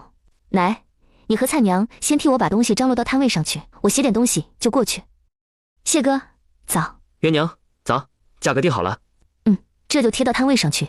对了，谢哥，你今天让人过来盘炕，不知道能不能带我大哥一起？谢燕之脑子活泛，知道这炕一旦懂得怎么盘，到时候李家这边也算是会了这门本事，这可是手艺。往后李铎完全可以靠这个吃饭，或者还可以带其他几个兄弟一起。行，那你先去忙，稍后我去你摊位吃面，到时让你大哥跟我一起回来，我让郭掌柜替我约的泥瓦匠陈石墨会到。等来到摊位上的时候，元娘，来1碗拌面，要带肉酱的，汤也来1碗，郭叔年纪大一些，要一碗汤面，也要带肉的。元娘姐，我叫严娇，与你兄弟李军相识。我听谢哥说你摊位今天开业，便过来凑个热闹。我也跟谢哥一样，要一碗带肉酱的拌面，一碗汤。原本正在给谢燕之舀汤的王灿，一听这梳着姑娘发髻的女子自称和李军认识，心头下意识一紧。他知道李军好，但别的人肯定也会知道。这姑娘年纪看着也不小，一直没成亲，莫非是在等他？元娘，严姑娘与杨高武不出意外的话，年底会成亲。说实话，如果弟妹人选可以让李媛来选择的话，她希望是王灿这个女主，不为别的，只为这姑娘的秉性是真的好。当然，倘若这个严娇是他弟的对象，那他也不会做恶人去搅散他们。好在他并不是。我可以叫你娇娇吗？说来我和离那天多亏了高武兄弟，若不是有他帮忙，我的事也不会那么顺利。你坐，面很快就好。周围不知何时起围了不少人，见周围的人在看好戏，还小声议论什么。元娘姐，好像谢哥的霉运挺出名的，这些人见谢哥来咱这里吃，准备看好戏呢。小谢，你这是好了？没有人比郭掌柜更清楚谢燕之有多倒霉。去人饭馆吃饭，向来都要多付一笔碗和凳子的钱，去吃的时候还得小心翼翼，不然极有可能下一秒就被噎得翻白眼。平时走路什么就不用说了，便是他身上和家里都不敢放钱，他所有的银子都搁在他这边。可今天瞧着好像不对，他居然敢大口吃面，大口喝汤，坐下来到现在，凳子没断，碗也没裂，实在是怪哉。若说碗没裂，还可以说这是新碗，是好碗，不会轻易受他霉运的影响。但是这些桌椅可都不是崭新的，他居然没事。谢燕之心里美滋滋的点点头。到了现在，他已经完全可以肯定，他转运的关键就在李媛身上。不知道是只要他做的饭，还是别的也可以。心里同时琢磨起往后要怎么赖上他。他有钱还有闲，与他兄弟又是好友，这往后每个月多给点钱，一日三餐靠他解决，应该没问题吧？若是碰上下雨什么的，那他就住到李家去。周围的人见到他直到吃完最后一口都没事后，连带看这个摊位的眼神都变得火热起来。实在是谢燕之的霉运在流云县太出名了，连他这样倒霉的人吃了都没事，那便是说这摊位是自带好运。既然出来吃饭，那不沾点好运就有些说不过去。或许是因为谢燕之这种特殊的广告，加上李媛本身做饭的手艺也可以，以至于他家的面摊生意一直红红火火。王老太忙得够呛，但也没开眼笑。原本他还有些担心没人来吃，万万没想到会这样红火。如果接下来的生意有早上这样一半好，往后他就不用担心元娘养不起2个孩子，即便他不愿意再嫁人，他也不用愁。老大家的，给元娘寻摸人家的事儿往后再说。如果他都能像现在这样，往后便是不再嫁人也成。我瞧他这几天说话做事都麻利不少，就像是换了一个人似的。看来在刘家那边被搓磨的彻底醒悟了。先前我还当他说改了，是做给我们看，毕竟这事刚分家那会儿他也做过，现下看来是真的改了。李媛不清楚他乃他们正在说他的事，这会儿王灿正在和他说自己手中滴水的事。元娘姐，我在院子里种的菜你都瞧见了吗？现在早晚这么冷，我这才种下去几天啊，居然已经发芽破土了。是吗？那我回去看看。如果你那灵泉水有促进生长的作用，那这是天大的好事，不只是对我们来说，对李家傲也是。你先前给我喝的水，我觉得特别甘甜，就是这个吧？我觉得喝完后身子好了许多。就是这个，我自己也喝，觉得身子轻快不少。对了，元娘姐，我想等开始春耕后，就每天抽个时间去下池塘那边，到时候都滴到里边去。还有，我想回头手头宽裕点，去定做些瓷瓶，到时候稀释后放瓷瓶里去，回头找个理由说是神医送的，届时谁真的有什么，到了攸关性命时，咱也好拿出来救人。这个可以有，但是不能太多，也不是什么人都给。蔡娘，咱的事千万不能暴露，这可是攸关咱俩的性命。元娘姐你放心，我知道的，除了你我谁也不说，你也是千万不能说，有什么咱俩可以互相打掩护，这世上除了咱俩，哪怕是采薇、青纱和君子哥他们都不能叫他们知道。请问你们这面摊是早上谢秀才吃的那家吗？是的，谢秀才早上是在咱家吃的面。客官来一碗吗？是和谢秀才一样，还是单点其他？谢秀才早上点了什么？你同样给我们各来一份，价格不是问题。谢燕之心情好，灵感爆棚。回到家后，让跟着他回来的郭掌柜和李铎一起在家等泥瓦匠过来，自己则是回书房拿笔墨开始写书。原本交了第一本以李军为主角的故事后，他打算过段时间等手好些后再动笔。毕竟以李媛为主角的这本，他大纲已经写好，到时若是想写，随时都可以。奈何这会他心情好，总想往大纲里添加些什么。郭掌柜虽然年纪大了些，但作为谢燕之的话本迷，得知他要写书后，心中早已急不可耐，恨不得按着他的头让他快快写。尤其是上次他送来的画本与以往不同类型，印刷好的画本卖得极好，第一批印了3000本，前后也不过是1天的功夫，就被各地前来进画本的货商给包揽了，甚至还不够分。那些人为此吵吵嚷嚷，让东家务必多多印刷。紧接着，他马上安排人加紧印刷，同时还找人手抄，甚至最后还亲自带着画本去找知名戏班合作。谢燕之哪能知道郭掌柜的心情？他觉得可以加上自己身上发生的际遇。元娘她是天上的仙人，哪怕附体凡人后，也自带仙人的光环。她的那些光环，凡人肉眼看不见，但是能让身边的人在不知不觉中变得好运起来，同时也可以让本身霉运缠身的人逐渐消除霉运。还有，但凡与他为恶的人，气运逐渐也会变得越来越坏。不对，不能把这个添加到里头，不然就会让人觉得元娘有些可怕。毕竟这么一写，就会让人觉得这样人人都得喜欢元娘，不喜欢她的都成坏人，都会变霉，那可不行。元娘又不是银子，怎么可能做到人人都喜欢？那就改成她身边但凡有心怀叵测的人，都会不自知地沾上霉运。就好比她原先的那个婆家，一家子都是坏心眼。听说姓刘的小子还想将采薇给卖到红香园去，那是做亲爹的人能做出来的事吗？这种人的报应，就该是从此往后孤身一人，穷困潦倒在床上度过一生。至于那个恶毒的老婆子，她越是在乎什么，就越是失去什么，包括她的赘婿、她的家财、她的儿子。听说她还谋害元娘，那大牢就是她的去处。郭叔，你下午偷拿100两给我，挖井的工匠过几天也得安排一下，不然天越来越冷，地冻结后不好挖。行，已经安排妥当了，过3天就到李家坳去。至于银子，索性都还你。你若是不好放家里，那就存钱庄去。存钱庄后，银票更容易丢。但谢燕之心想，有李元在，他就不怕。反正他打定主意，从今天开始就先让李元给他做吃的，除了1日3餐外，最好给他也做些糕点。这样，他夜里睡觉之前随意吃1小块，早上起来赶紧再吃1小块。如此一天12个时辰，他都不用担心自己还会倒霉。谢秀才来了。谢秀才，来，你上这儿来吃。元娘，来1碗炒面，再来1碗汤，面要放肉，鸡蛋多加1个。郭叔要1碗煮面，同样要肉，鸡蛋也多加1个。多加的银子回头一起结算。快看，谢秀才他居然敢大口大口吃面！我的天，他居然没被噎着！这谢秀才居然转运了，就在这面摊吃的。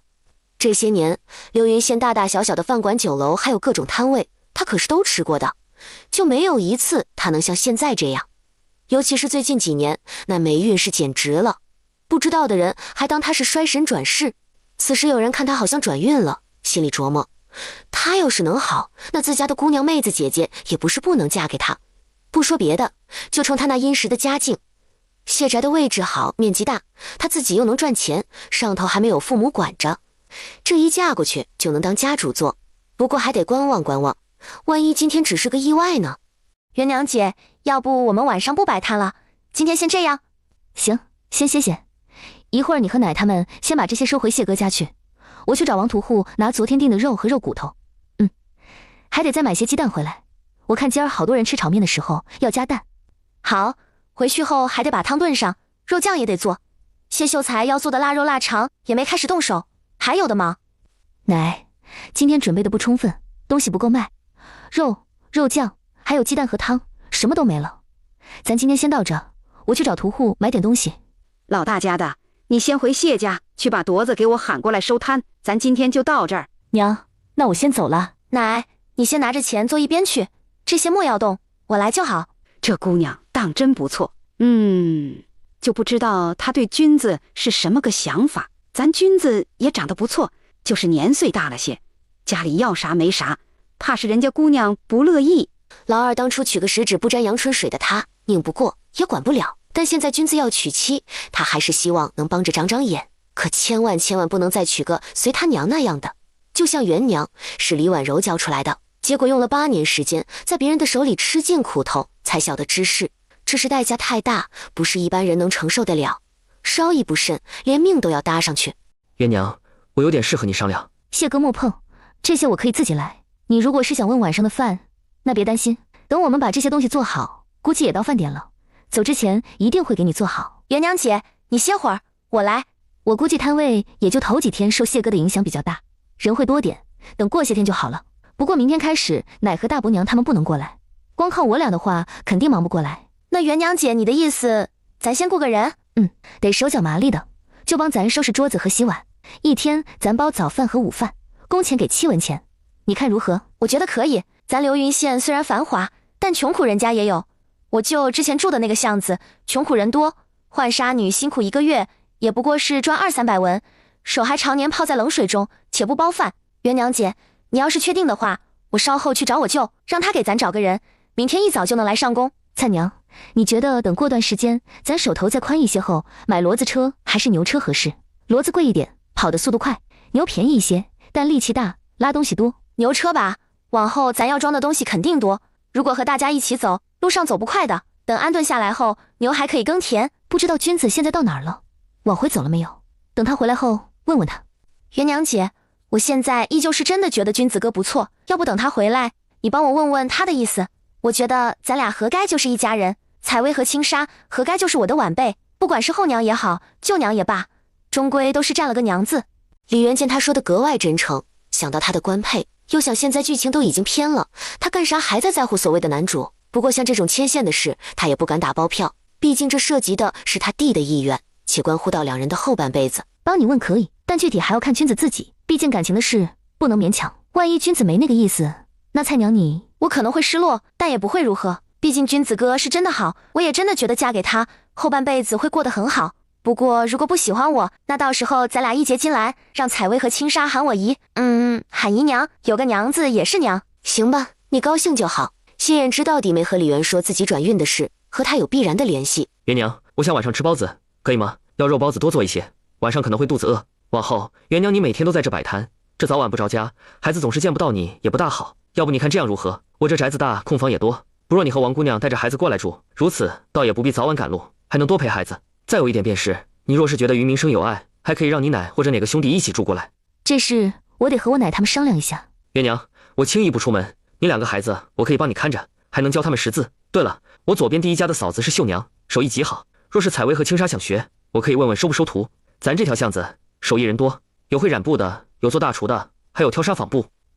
谢哥，我会好好考虑的。这里油烟大，你先出去，晚上想吃肉包子，我晚点给你做。元娘，我瞧你生意不错，要不你晚上先不回去，让你奶和你大哥他们留在这边，这样明天一早也好和面什么。今天让王姑娘他们先回去，明天把孩子一起带过来。对了，到时让你2哥和3弟都过来。今天那炕琢磨的差不多了，明天应该能做好。谢秀才，炕做好后多久能用？是能如元娘姐说的那样，一下子睡4-5个人？还有，你突然提出让我们住在这儿，有什么目的？你也不缺钱，又不用靠收租子度日，我们住这儿对你没有什么好处不是？或许是我贪生怕死，为了自己的小命，看上了元娘的厨艺。这谢秀才该不会把外头的传言当真了吧？他们面摊吃了不倒霉，就叫自带好运，而今天做的人是元娘姐，所以他就把元娘姐当救命符。他这是怕倒霉怕疯了，但凡有点希望就扒着了吧？哪有人做饭就带好运的？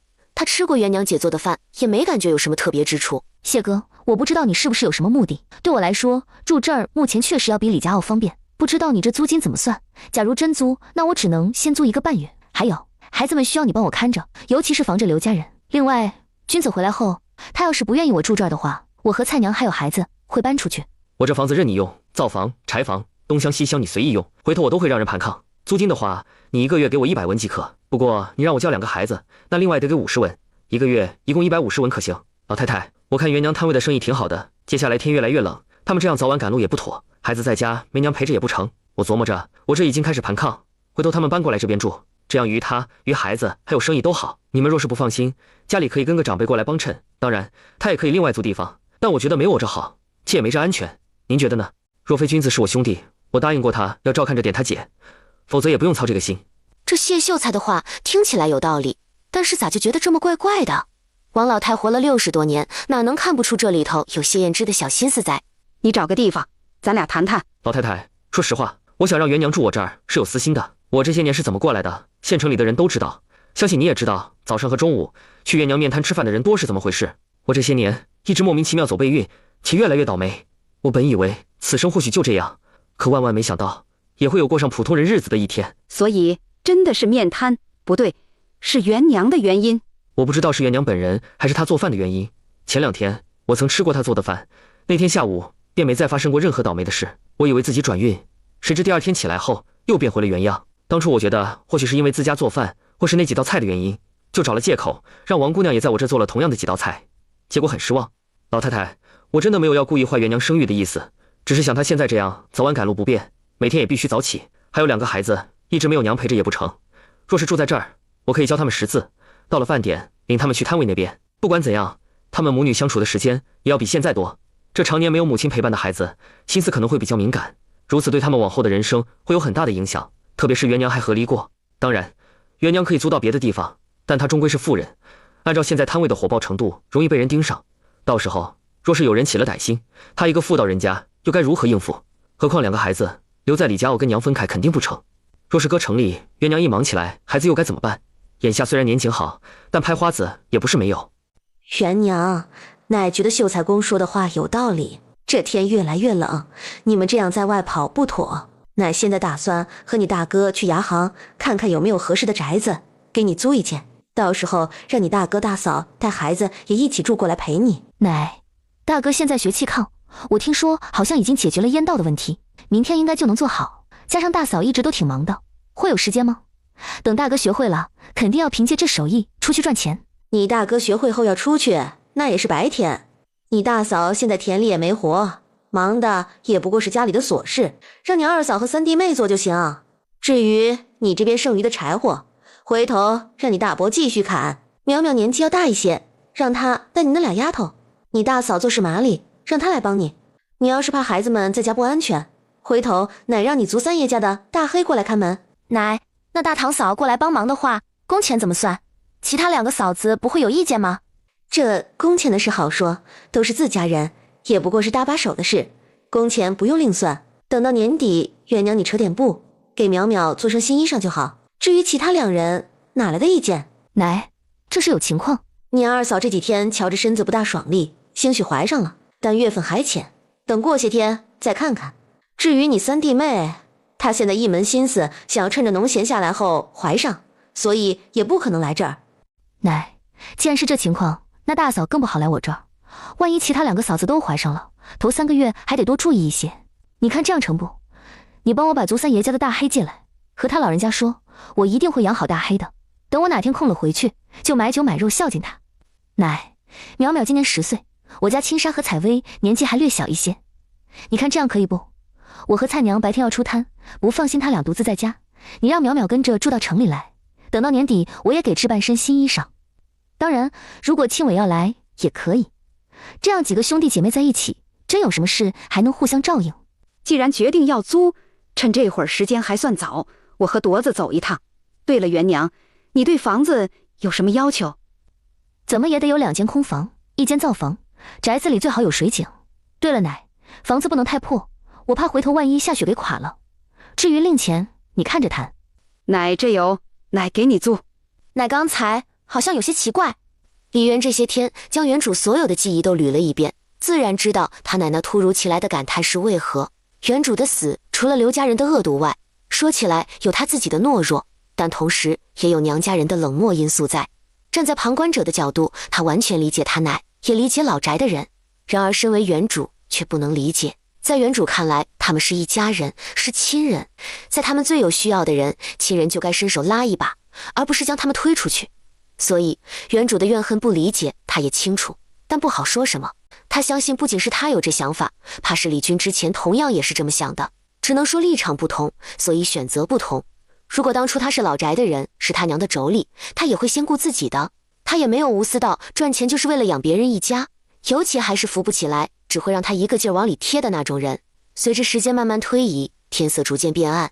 不是，我说小伙子，你说出租房子的人不会是秀才公谢彦之吧？谢秀才今天在面摊那吃面转运的事儿，不知道你听说了没有？他现在已经不倒霉了，所以这房子你只管放心租，不会沾染霉运的。他家价格便宜，2间房和灶房随你使用，1个月只要100文。这价格，这地段，整个流云县除了这，你上哪儿都找不到。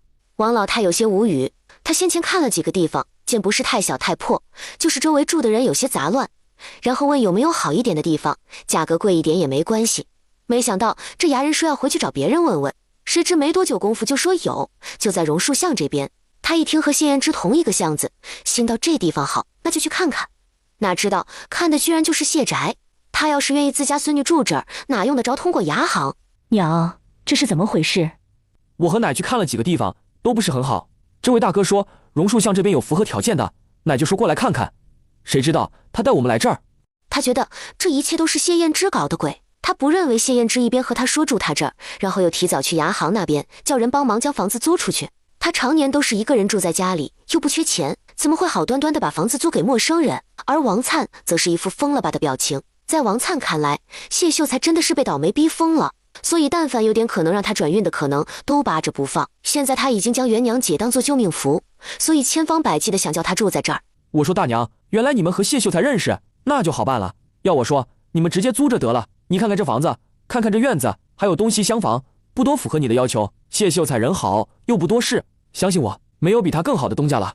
谢燕之是算着时间回来的。秀才公这是出去做什么了？难道是见家里落空不得劲，急着把空房租掉？老太太，我这些年因为气运的问题，家里一直都很冷清，如今运气有所好转，袁娘他们又不打算住在这儿，我琢磨等你们租好房子就会搬走，这不就想赶紧将房子租出去，回头也热闹点。关老太太这神色，莫不是觉得还是我这地方好，想住这儿？如果是真的，那我自是欢迎。我与君子是兄弟，他的家人就是我家人，谈银子伤感情，咱也别说什么租不租的，你们想住多久都行，只要没经过我的允许，不进正房和书房就好。李元什么话都叫他给说了，还让别人说什么？说不住这，再另外找房子的话，他相信自己可能短时间内找不到满意的房子。这家伙，他之前怎么就没看出来一肚子坏水呢？还有，他让自己住在这儿，到底图什么？袁娘，借一步说话。奶，谢秀才这是什么意思？我怎么有些不太明白？还能什么意思？不就是看上袁娘的手艺，想让袁娘住在这儿？哼，袁娘虽是和离妇，但她若是坏了袁娘的声誉，我就让她娶了袁娘。来，谢燕之可是秀才。秀才怎么了？还不是到25都娶不到媳妇？奶，谢秀才家境殷实，又有功名，还会赚钱。他要是愿意娶媳妇的话，我相信还是有姑娘愿意嫁他的。咱袁娘可是2个孩子的娘，还和离过。和离怎么了？和离就见不得人，就不能嫁好对象？咱袁娘长得好看，也会赚钱，你看看她这面摊生意多红火。再说她也是秀才的女儿，识字不说，以前还和她娘学过绣花，哪差了？比谁差了？说吧，到底有什么目的？袁娘，你有没有发觉，但凡你亲手做的饭，我吃了后都没发生什么不好的事，像走路啊、吃饭之类的，也没噎着呛着。李元压根没想这些，现在听他一说，他忍不住想起初次见面的情景。那时候他连出个门都要小心翼翼，比大家闺秀踩碎布还夸张。所以今天摊位上的那些流言是真的。这么想着，他认真的打量眼前的人，见他除了右下巴有点发青外，脸上其他部位的淤青几乎消失殆尽。他长得不错，五官很立体，应了那8个字：面如冠玉，唇红齿白。也不知道是不是因为常年都没怎么晒太阳的原因，又或是老天特意弥补的。总之，皮肤又白又细腻，让人见了忍不住羡慕嫉妒恨。和他站在一起，显得他又黑又瘦，分明他长得也不错。可能原主以前总是干活的原因，皮肤即便养了些回来，却也没那么白，甚至还有些粗糙。哪有女人比男人还黑还糙的道理？要是能换一换就好了。不行，晚上睡觉之前，他得回空间敷一片美白面膜。袁娘，你在看什么？我才发现你的皮肤原来这么白，这么好。要是我也能这样就好了。袁娘，回神。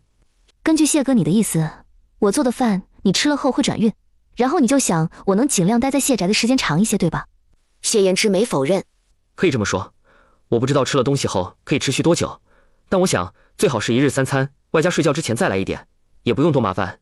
你每天做晚饭的时候多做1块饼或1个馒头包子，等回头炕做好后可以搁上陶，也不用怕凉了。谢哥，你知道怎么烧炭吗？我说的不是自家平时做饭攒的那种炭，而是从炭窑里烧出来的这种。曾经有看过这类书籍，不过印象不深。袁娘，你是想……如果你能找出法子教我大哥二哥他们，那我便住这儿。往后你的1日3餐我包了，不收你银子。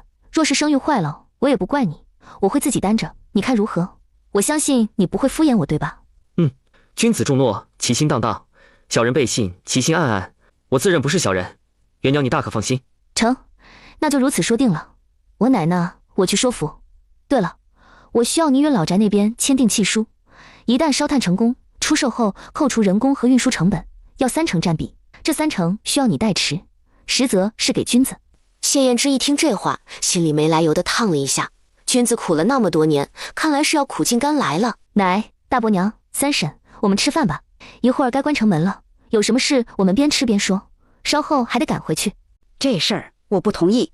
元娘，我们早已分家，既然多年来都不曾往来，也没帮过你和君子什么，那现下没道理你拿自己的声誉换赚钱的方子。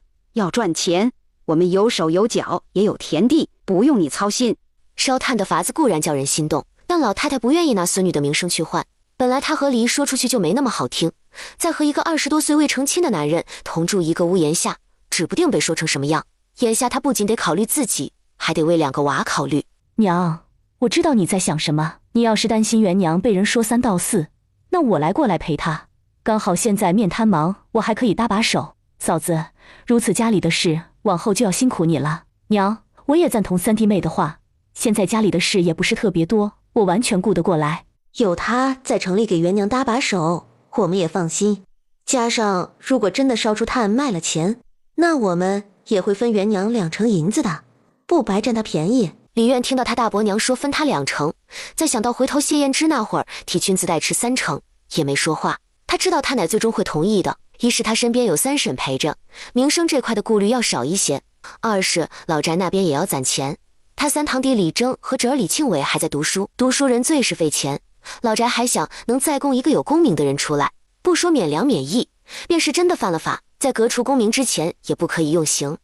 我知道你们的小心思，但这也是因为元娘自己同意。今天她要是不愿，我是绝对不可能答应。不过做人得感恩，不管能不能烧出炭来，老三家的，你都得在县城帮元娘忙到年底，且不得拿她1文钱。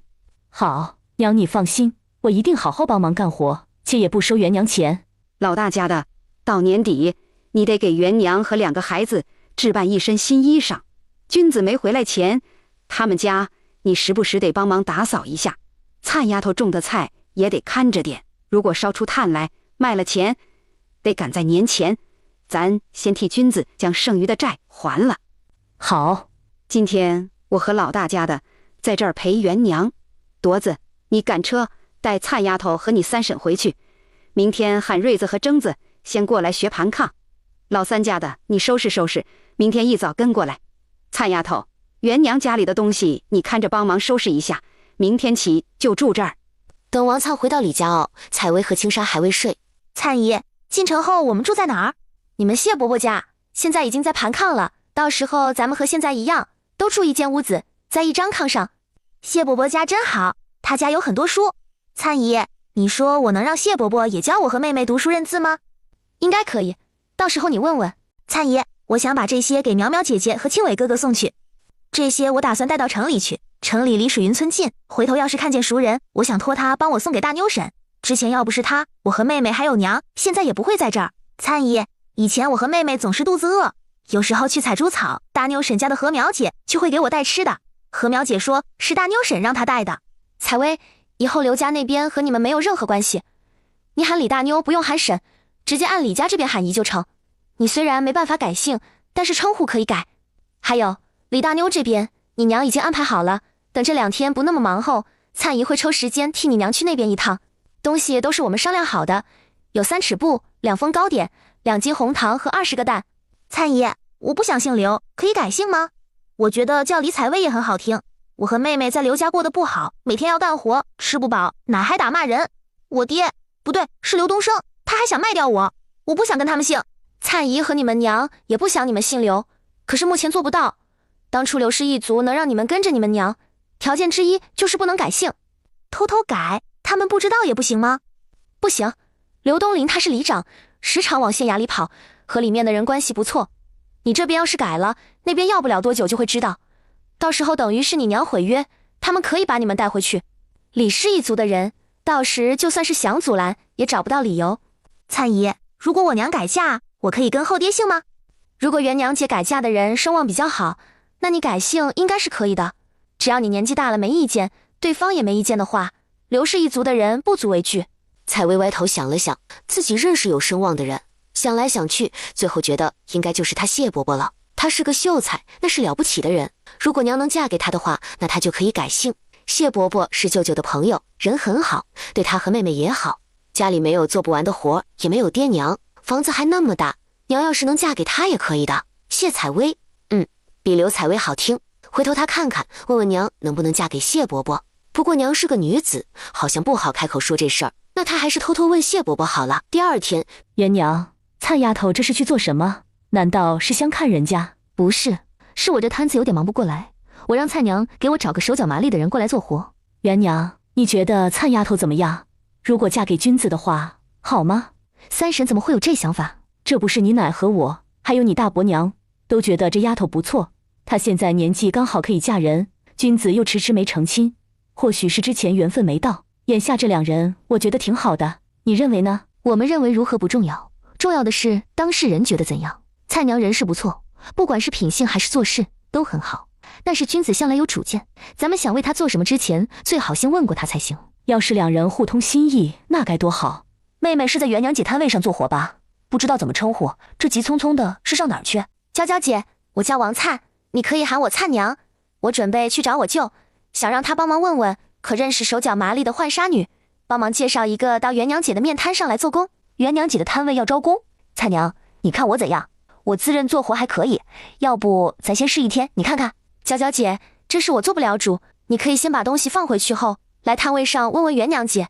对了，工钱是1天7文钱，包一顿早饭和午饭。天骄一听待遇这么好，更上心了。面摊的价格他是知道的，跟着一起吃，总归不会太差。如果将吃食的银子算进去，1个月下来至少是300-400文。做的活又不难，无非是吃饭的点忙碌了一些，可比在酒楼饭馆中做活待遇高多了。他叔父家就在这附近，晚上下工后回去，他还能再打几个烙子。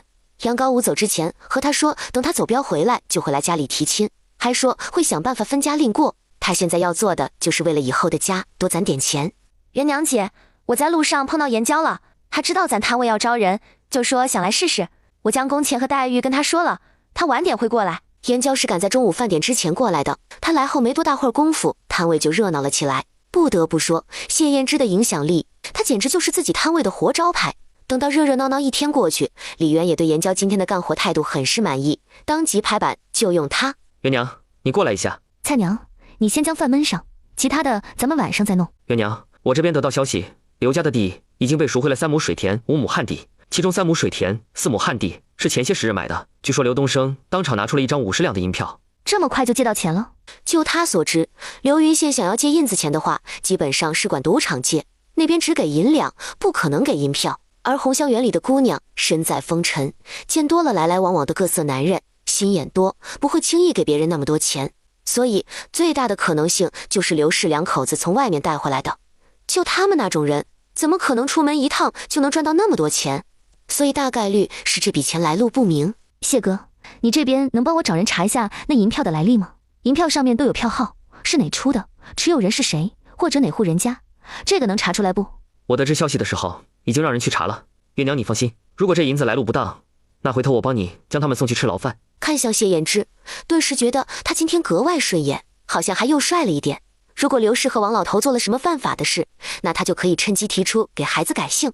到那时，刘氏一族哪还好意思拿当初的文书说事？谢燕之被李渊看得有些不自在，想到今天采薇问他有没有觉得他娘好看，他都不敢在这待下去。万一待的时间久了，回头采薇又问是不是喜欢他娘，到时候他该怎么回答？李渊没管谢燕之略显凌乱的步伐，昨天加今天，在不刨出成本的情况下，居然高达8两多。要知道，他一碗素面才卖5文钱。明天开始，他会趁着空闲的时候去多买些米面，然后趁机放些到空间里去，回头再找个机会去把刘东升和王老头揍一顿，看看会不会继续升级。夜里关于刘家的事，李渊从来没有打算瞒着王灿。元娘姐，以我对刘氏两口子恶毒程度的了解，这银票绝对是来路不明，两人心又狠又毒，怎么可能出一趟门，前后都没多少天的功夫就能赚到50两？他们要真有这难耐，早都搬到府城去了，哪还会在水云村里待着？说不好这银票是伤天害理得来的。谢哥说已经让人去查银票了，也不知道好不好查，又需要多久时间。菜娘，你明天抽空替我走一趟大妞姐家，然后帮着打听一下看看那段时间刘梅花到底去了哪儿。我和离那天组里有人去找他们，但是最后只有刘东升被杨高武带回来，说明这两口子不在咱流云县。好，元娘姐，如果确定这银票来路不正，那咱直接找苦主来告他们，等他们一被抓，咱马上借机把采薇和青纱的姓给改掉。到时就让两个孩子跟我姓，李采薇、李青纱，不错，很好听。如果我要是能嫁给君子哥，这就等于是我夫家的姓，也就是我家的娃。这丫头对当两个孩子的娘真的是特别的执着。元娘姐，昨天采薇问我能不能改姓，她不想姓刘，她和我说了些在刘家的事，还说李大妞对她的好。原本她还把你之前买的糕点分了一半出来，说要回头托人送回水云村给李大妞，说是感谢她对你们母女仨的帮衬。元娘，灿丫头拿着银子，这是准备去哪？我之前在水云村和两个孩子都得了大妞姐的恩惠，先前要不是她来李家傲喊人，哪有我的现在？大妞这人不错，想来原先在水云村对你们母女仨也颇有照顾，先前你不得空就算了，现在就在城里，离水云村近，是该有所表示。不过你到底和刘家闹得不好看，灿丫头愿意替你过去一趟，那是最好不过。说来也是我们的过，回头跟你奶和大伯娘说一声，让他们去大妞娘家那边表示一下。元娘，我们前面那么多年不管你们，一方面是拉不下脸，另一方面也是气狠了，慎和你说对不起，希望你不要恨我们。李渊清楚，原主成亲之前拿了刘家8两银子这事，最初的时候老宅的人并不知道，等知道的时候已经快要成亲了。老太太虽然心寒他的不知事，但也来过一次，那次是老太太大晚上自己来的，问定亲为什么不和他们这些长辈商量，怎么可以擅自做主。结果原主因为恨老宅人的冷血无情，直接冲老太太说，既然打着分家的名义把他们一家子赶出来，那现在端什么长辈的架子？她爱嫁谁就嫁谁，至少刘家殷实，刘家在他们最需要的时候给了8两聘礼，而老宅给了什么？老太太当时什么都没说，直接走了，直到她成亲都没出现过。作为占了身体的李媛，知道这段记忆的时候，有些恨铁不成钢。奶奶来问，明显是关心她，而她居然将人往外推，说到底还是年纪太小，想得不够全面。三婶，咱们不说那些，以前的事都过去了，谁是谁非已经不重要。王灿在买好东西后，是从流云县走路去的水云村。等路过人多的村中晒谷场，见正在晒太阳的众人纷纷看着自己，他就笑着朝他们打招呼：“灿丫头，你这是回来看你姨？”“不是，我是替元娘姐回来看大妞姐的。元娘姐说，多谢大妞姐这么多年来对他们母女仨人的照顾，眼下她摆摊做生意忙，没时间过来，所以就喊我跑一趟。”“灿娘，我听说你离开赵家后就一直跟在李氏身边，怎地？你这是不打算嫁给刘东升，想嫁李氏的弟弟？”“我什么时候打算嫁刘东升了？那是杨大花定的婚事，和我有什么关系？当初元娘姐那样的时候，我就说过绝对不会嫁刘家人。还有元娘姐的弟弟人很好，如果他愿意娶的话，我也愿意嫁。”“灿娘，我跟你说，那些读书识字的人一肚子弯弯道道，全是坏水，你不要被李氏骗了，嫁给他兄弟，他也就现在手头宽裕，拿走了20两，我估计那都不够他兄弟还债的。你要是嫁给他，回头有你哭到时候。”“灿丫头，你陶婶说的有道理，你可别被骗了，不然回头你把田卖了都不够替李家还债。”“灿娘，你听我说啊，李氏娘家兄弟你可不能嫁，你要是嫁了，往后不仅要养自己的孩子，还得养李氏娘仨，你说你这是何苦给自己找罪受？”王灿在上辈子逃荒时看过很多人为了一口吃的打得头破血流，还有为了活下去各种算计的，至于难听的话比这10倍100倍的他都听过，因此眼前这些人自以为是的话他压根儿就没放在心上。多谢各位对我和元娘姐的关心，我们很好，不用你们操心。还有你们不用担心我卖田养活李家人，元娘姐自己争气，在城东开了一家面摊，生意还不错，目前我在那给她做工，1个月200文钱。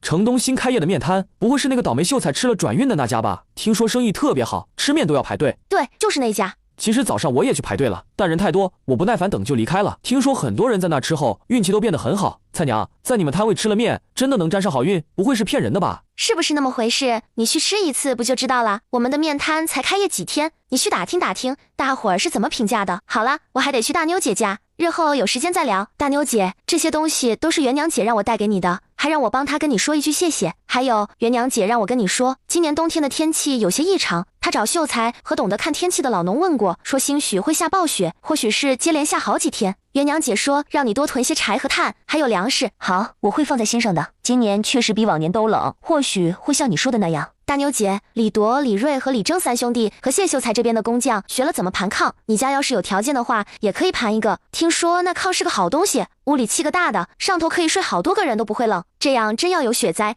家里烧了炕也会暖和很多。成，那我回头去问问。大妞姐，你知道元娘姐和离的时候，刘梅花两口子去哪儿了吗？我听说刘氏家族的人去县城里找过他们来着。我听说去什么福光寺，我也不知道那是哪。听人说要去什么3、4天，结果也不知道怎么回事，反正回来都有些晚。呸！烂心肝的玩意儿，赶着2头猪带着大丫出门，说什么元娘死了，要进城喊儿子回来办丧事。这要是我们李氏一族再厉害点，这事哪能这么轻易接过？说来说去都是元娘的爹没了，要是他爹还在，看不扒了刘家的皮。大妞姐，大丫、二丫已经改名了，叫采薇和青纱。还有元娘姐现在身体好了，在城东摆面摊，回头你要是得了空闲，可以过来坐坐。这会儿时间不早，我得赶回去，咱们回头再聊。行，菜娘，你告诉元娘，说刘家遭报应了。怎么回事？刘梅花那个赘婿王永胜，他在外头有人了，真消息可靠。大妞姐见过没？禾苗他爹见过啊。我听说这段时间刘梅花受伤在家，也不知道受了什么刺激，成天在家骂骂咧咧。王永胜不耐烦，就总找机会出门。听说对方是从湾村的寡妇，还年轻着呢，才22岁。行，等回去我就跟元娘姐说，让她也高兴高兴。菜娘，饿了没？我包了点馄饨，要不给你煮一碗？好。元娘，给我也来一碗。行，谢哥，你要来几个？也不用太多，10个就成。好，你先忙，一会儿我给你端过来。不用，我帮你烧火，刚好谢谢眼睛。谢燕之用火折子点燃引火用的松叶，看着火慢慢燃起来，心中不免有些感慨。他都忘了自己有多少年都不曾帮忙烧过火了，好像是自打10岁中秀才后，这10几年来他都没想过自己还会有过上普通人生活的一天。以往要是敢像现在这样坐在这儿的话，不出午息肯定要出事，不是莫名其妙炸锅，就是不知道为什么突然着火。总之各种不可思议的事都会发生在他身上。幸好在他25岁就要坚持不下去这一年，上天有好生之德，给了他一个机会，也幸好他抓住了，终于又可以过上平凡的生活。谁能想得到他的命会连在一个和离妇身上？若是先前他没和离，又不幸离世，或许要不了多久他也会因崩溃而亡。谢哥，你看什么呢？我在想你先前问我福光寺在哪的事，我这边好像有些眉目了，但又不确定，等我明天找人问问，确认了再与你说。麻烦谢哥你了。你是君子的姐姐，我是他兄弟，说起来都是一家人。元娘你不用这么外道，还有多久能好？我有些饿了。你稍等，马上就好。元娘姐已经问清楚了，从湾村的寡妇符合22岁年纪的只有一个，叫冯青莲。听说以前做过大户人家的丫头，后来不知道怎么着就被人打得满身是血送了回来。她回来后，娘家人为了不花钱给她请大夫看病，就把她匆匆嫁人了。因为到底是大户人家出来的，长得有几分姿色，又刚好有人家要冲喜，所以她就嫁了。正所谓知己知彼，百战百胜。你就知道冯青莲嫁的夫家是什么样的人吗？可有要好的姐妹，只要清楚冯青莲是怎么回事，就能让她进城来。她一进城，回头找人不经意透个口风给王永胜，说冯青莲娘家人给她看了护城里的人家，现在正相看。王永胜但凡对她上心一点，就必定会来。到时候想办法让他们留在城里住上一晚，那咱们就有下手的机会。元娘，你们说的王永胜是刘家那个赘婿？要收拾人这事你直接说，我来找人，不用你们亲自动手。不用，我就是以前在刘家过得憋屈，心里不痛快，想亲自动手打一顿。谢哥，你要真有心帮忙，那不妨帮我找人查查那个冯青莲的底子，最好能查到他在哪个府做事，当初为什么被人打得半死丢回来的。